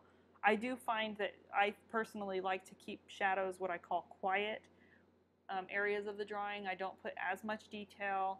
I try to simplify, and I sometimes just going over it with like a little charcoal powder. Like if you have a jar of charcoal powder, or you can just make your own by taking some vine and shaving it down into a powder off of your sandpaper, and then take a brush, a very soft, I mean not a soft brush, but a bristle brush, and then pick up some of that powdered charcoal and try brushing it into, it shouldn't go down too dark, but you can try brushing it into these areas here, into the reflected lights and into the pretty much the shadow masses, and it should help quiet those areas down a little bit. Would I just leave it out? Do you mean would I just leave out the reflected lights?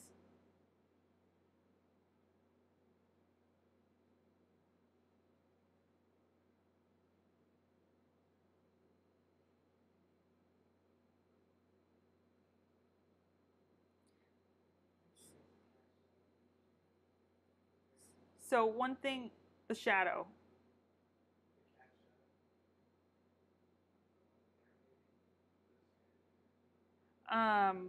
Well, sorry, I'm not understanding. Would I just leave it out? Would I just leave out like details within the shadow? Is that what you mean? Oh, I gotcha. Are you talking about this little cast shadow here on the left side?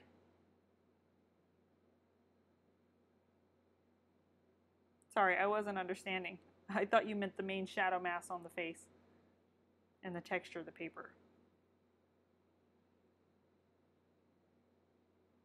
Ah, okay. Yeah. You know, I think I left it out in mine. I had a little hint of it. I thought it was a little confusing to the drawing, so I probably would leave that out. Or if I indicated it, I would maybe indicate it a little bit lighter. But I agree, it's a little distracting. I can tell that it's a shadow in your drawing, so if it's something that bothers you, you could lighten it up too, and maybe it wouldn't, if it's not as dark, if it's maybe instead the value of the paper, it'll feel like it's maybe more part of the, like a cast shadow, as opposed to feeling like it's a strand of hair coming forward, and it might not pull the eye so much. So maybe a little bit lighter. Take a kneaded eraser and try removing some of the tone. Let it be some of the paper tone instead, and see if you like that better. Something about cast shadows to pay attention to is the further the object is from the source casting the shadow. So this is a great example. You have the hair casting a shadow. So here you have the hair strand that's casting the shadow, and the shadow's all the way over here. The further the distance is between those two, the source and where the shadow is being cast, the more light is going to bounce in and kind of fill in that area.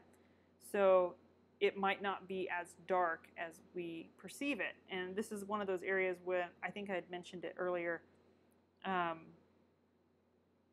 When we have a dark area surrounded by white, so here we have all this light in the neck, and then we have this dark strand here, to our eyes it looks really, really dark because of that comparison to all that white, but it's probably not very dark at all. I'd have to look at the reference. Yeah, it goes pretty dark on her, but maybe for the purpose of the drawing, I would lighten it up a little bit.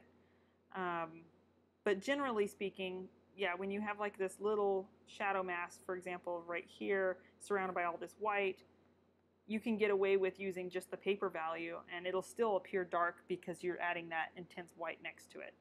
Does that make sense? So just so you could see what it would probably look like, if we just took a kneaded eraser and lighten that up to be more of the paper value, soften the edge up with maybe some white around it.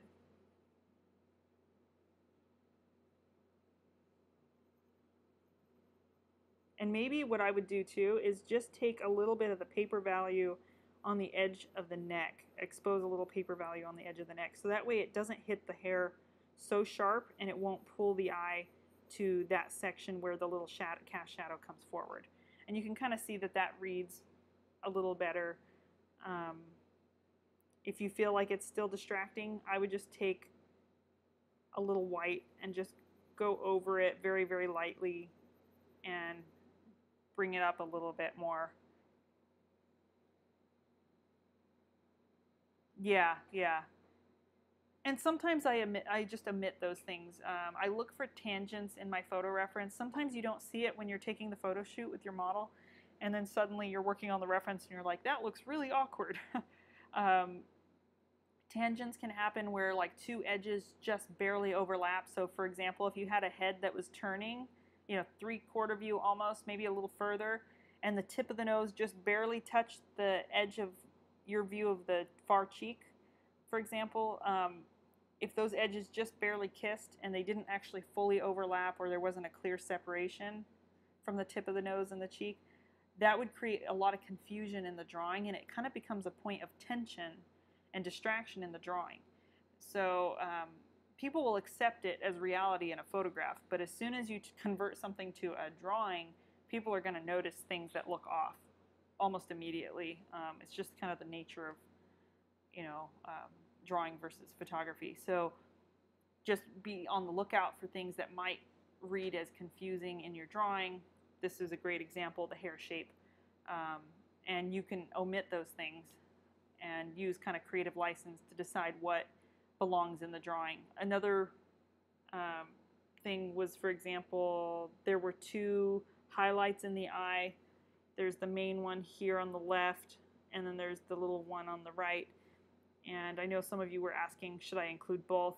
Well, you could indicate a little bit of the other reflected light, but I like what you did here where you had this one stronger than the other one, so that it still took precedence and it still conveyed the sense of the main light source. So good job with that. It's one of those things that creative license, you just have to decide what's going to make the best drawing. Just because it's in the photo doesn't mean it's going to be, effective in the drawing. So that's something I always try to address. So let me go back and make sure I've answered questions. Linda, is your face too round? I would say a little bit. Now in this photo of her, it does look pretty round, but if you look carefully, she has this this sharp angle here. Oops. Let me grab a pen. Inking.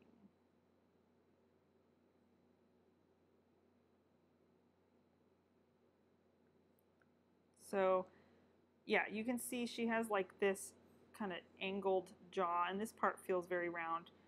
And yours maybe got a little rounded out. If you just took your dark, left the chin shape where it was and instead kind of cut in, because the corner of her jaw is pretty pretty rounded, but then it angles in more quickly. And remember that this angle change that we see in the jawline, especially if you're head on, if you have any perspective on the head, it might change, but it typically happens around the lips. So if you find that your corner of your jaw is dropping too low in relationship to the mouth, be sure to check that. Okay, so yeah, maybe that could be a little bit more angled. Nate, do you have any tips for forming the point of contact for the kneaded eraser? You know, I just roll it kind of like a piece of clay. I roll it in my fingers and kind of shape it to a nice fine point if I'm trying to get into a really tiny area. Oh, you're welcome, Linda. Sometimes too, Nate, I will form like a wedge, like when I'm doing hair.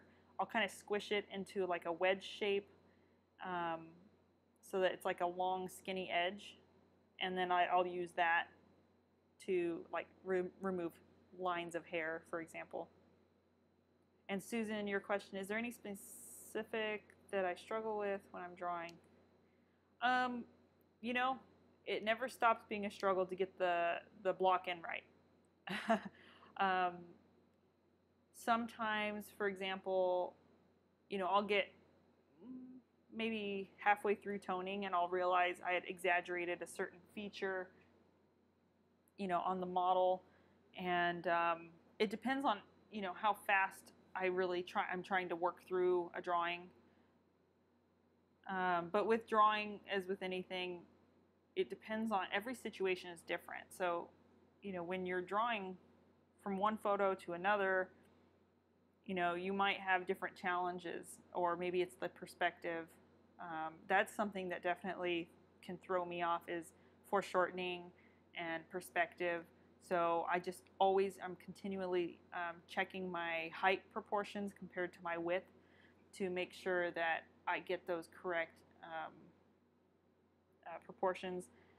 With regards to things that are really challenging, doing a self-portrait, it's always really hard because we're so familiar with our own face and we have like certain, you know, features that maybe we're more aware of, that I tend to make myself, you know,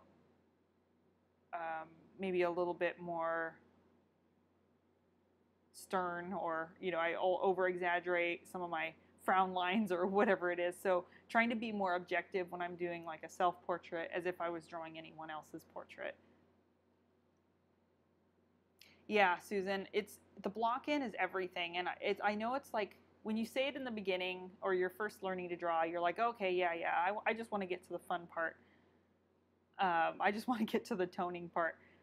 But you will be unhappy with your drawing if you didn't get your block-in to a satisfying point. You know, if you didn't spend enough and didn't do your, you know, due diligence in the block-in stage, you're going to get to the end, have a beautifully rendered, you know, tonally rendered drawing, but if your block-in isn't right, you're not going to be happy with your drawing.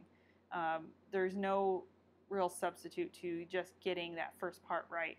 And one of the things that really helped me when I was first learning in the atelier was one of my teachers, Aaron Westberg. He said, don't be afraid to start your drawing over if you're not happy with your placement, or if you're not happy with, you know, the size, even if you spent all day on it.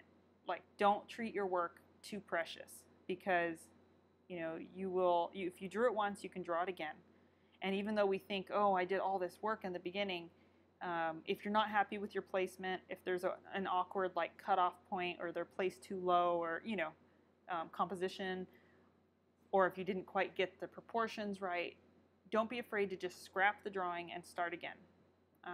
There's, you know, usually if you do that, it's easier than fighting the existing drawing. It depends on the situation, but taking your time in the block-in is probably something I want everyone to take away the most from this. The toning part is like the fun part, but it's icing on the cake. It's a foundation. You know, you're putting all this detail on top of a good foundation.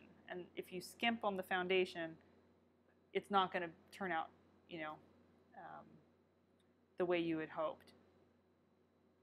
And that being said, too, when you're focused so much on one project, I'm sure all of you have experienced this. When I'm too focused on a big painting, I try to have multiple projects going simultaneously, because if I get too hyper-focused on one drawing or one painting project, especially if it's really big, it's so easy to, where you work on it day after day after day, to lose sight of what's good and what's working and what's not. We lose a sense of perspective on, you know, you might be getting frustrated and that's kind of hindering your view. So I've put work away for months sometimes. Sometimes it's just a couple of days, sometimes it's a week, and then I'll bring it back.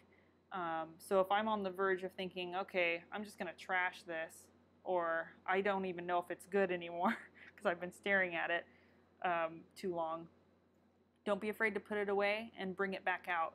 You know, if you don't know what it needs, then put it away. You know, I just finished a painting that I had put away 2 years ago, and I brought it out because I wasn't quite sure what it needed. I knew I wasn't happy with the direction it was going, but I was pretty happy with the concept. And so I put it away, and I didn't really get back around to it for about 2 years. And then I finally brought it back out because there was a call for a show, an exhibit, and it was like the perfect theme for that exhibit. So I thought, okay, I'm going to take another shot at this. And it turned out, I sent it to the gallery and it sold. So yay. But sometimes that's, you know, just part of the process. Sometimes you just need distance and space and time. And of course, I'm better now than I was 2 years ago in terms of my skill set and my eye. So it's one of the things that takes time. Yeah, and sometimes just overnight it makes a big difference, Nate. Just putting your drawing away. If I find that I've finished a drawing too, this is something I recommend everyone does, because, you know, I know some of you were saying, I could just noodle this to death. I could just keep working on it and working on it and working on it. When you kind of feel like you've neared the finish, put your drawing away. Don't look at it. Put it in a cabinet. Don't look at it for like a couple of weeks, and then bring it back out. Maybe you're going to work on it more, but maybe not. You might pull it out and go, hey, that's not so bad. I'm really actually happy with this. And you'll be more content with the way it looks. We all hate our work at the end of it. It's just, I still do. I look at my work and I'm like, yeah, I'll do better next time. It's just something, it's part of being, you know, an artist, especially if you're self-taught in any degree. Even if you have training, if you've gone to art schools or you have, you know, formal atelier training, you know, it's a constant, you're self-taught after that, no matter what. You know, you're always trying to improve, and there's little nuances and things that you personally feel like you look at another artist and you're like, how are they doing that, and how can I get there and be able to do that too. And it's just a matter of time and a lot of practice and being, you know, diligent about,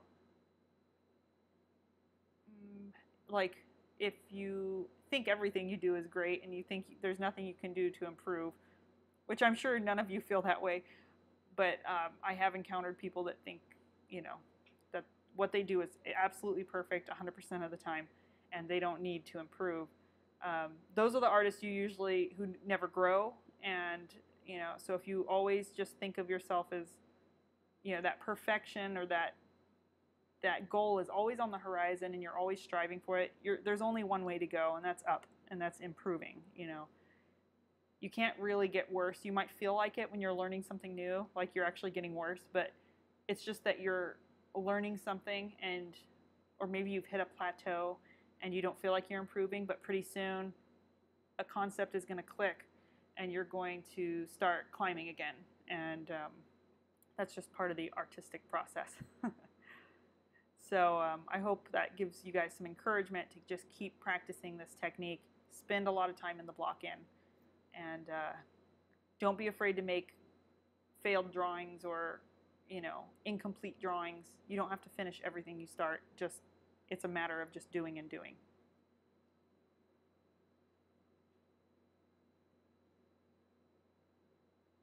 And have multiple projects going. That always helps me because I'm moving from one to the other, so I'm not getting too obsessed over a single one. Are there any good exercises that you'd recommend that help with making angled curved lines more precisely? Well, so the technique I showed a little diagram of, yeah, draw, draw, draw. That's what it comes down to. But Nate, to answer your question, you know, it's a matter of sharpening your eye, and learning to draw is half of it is learning how to see. And so that's why it takes so long. It's not just a matter of learning a technique or a process, but you're also learning how to see the things that are being pointed out to you, or learning how to see those angles. And one thing that would help you is to do some drawings over, like on tracing paper, over a photograph, practicing looking at angles. So I know it sounds like it wouldn't help very much, but that's one thing I did when I was first learning, because I had a hard time seeing, like what you said, the curves or the angled lines. And so I did simplified block ends on tracing paper over the photograph, just so I could learn to see that simplified shape. And now when I look at a model, that's what I see. But it took me a while to learn how to see it. And so doing those drawings over tracing paper and learning to simplify and look at that basic block end, like you saw me do with the Abraham Lincoln and Marilyn Monroe, looking at that basic shape really, really will help. And it will get easier for you to make it more accurate. And as far as curves go, I try to draw with straight lines in the beginning because curves are too hard to estimate.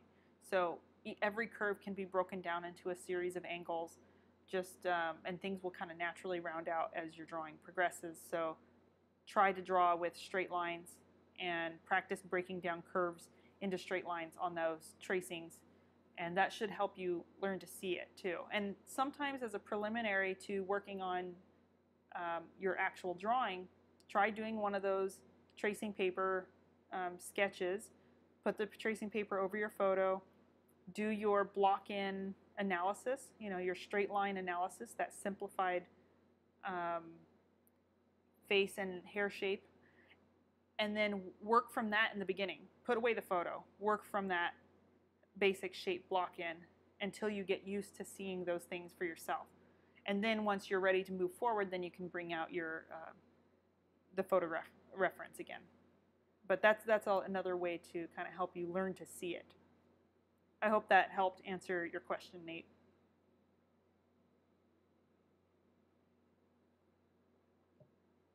Well, if you guys don't have any other questions, of course, if anything pops in your head, you know how to reach me. Thank you guys all for being in the class. It's been a pleasure to work with you all.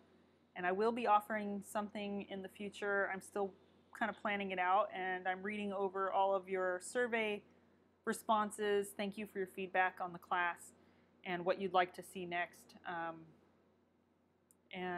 I'll probably be in touch in a couple of weeks with like a little free webinar. I'm still thinking about what I want to offer it on, but I'll be in touch with all of you, and I'll post it on our Facebook group if you guys want to stay in there. Thank you, Susan. I look forward to working with you again, too. Yeah, you guys were great. You all did such a fabulous job, and like I said, you guys are making me look good. And don't forget to download the classes from that Dropbox link. I'll leave that link available for about a week. I just ask that nobody shares the link with anyone because I will be offering the drawing class again probably in spring. And so, yeah, just don't share it. It's for your personal use. I know you guys probably know that already, but I just wanted to mention it. And yeah, so, and also if you guys, I'll probably set up some kind of referral code if you guys have, next time I offer the course, if you have a friend that wants to enroll in the drawing class, and you refer them, just let me know and I'll give them a referral code, and I'll give you a referral code that will give you a discount on anything you take in the future. Still working on setting that up, but don't forget to download your videos. Double check. You will have access to the course material until November, but go through and make sure you've downloaded all the handouts. There's one for each video. So when you click on a video in a module, look in the download section for every single video you click on, because there's usually something to download and save.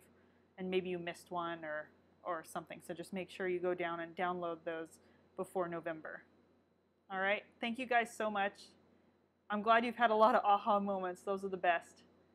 And I look forward to seeing you guys in the future and possibly working with you again. All right, you guys take care and stay in touch. All right, bye-bye, guys.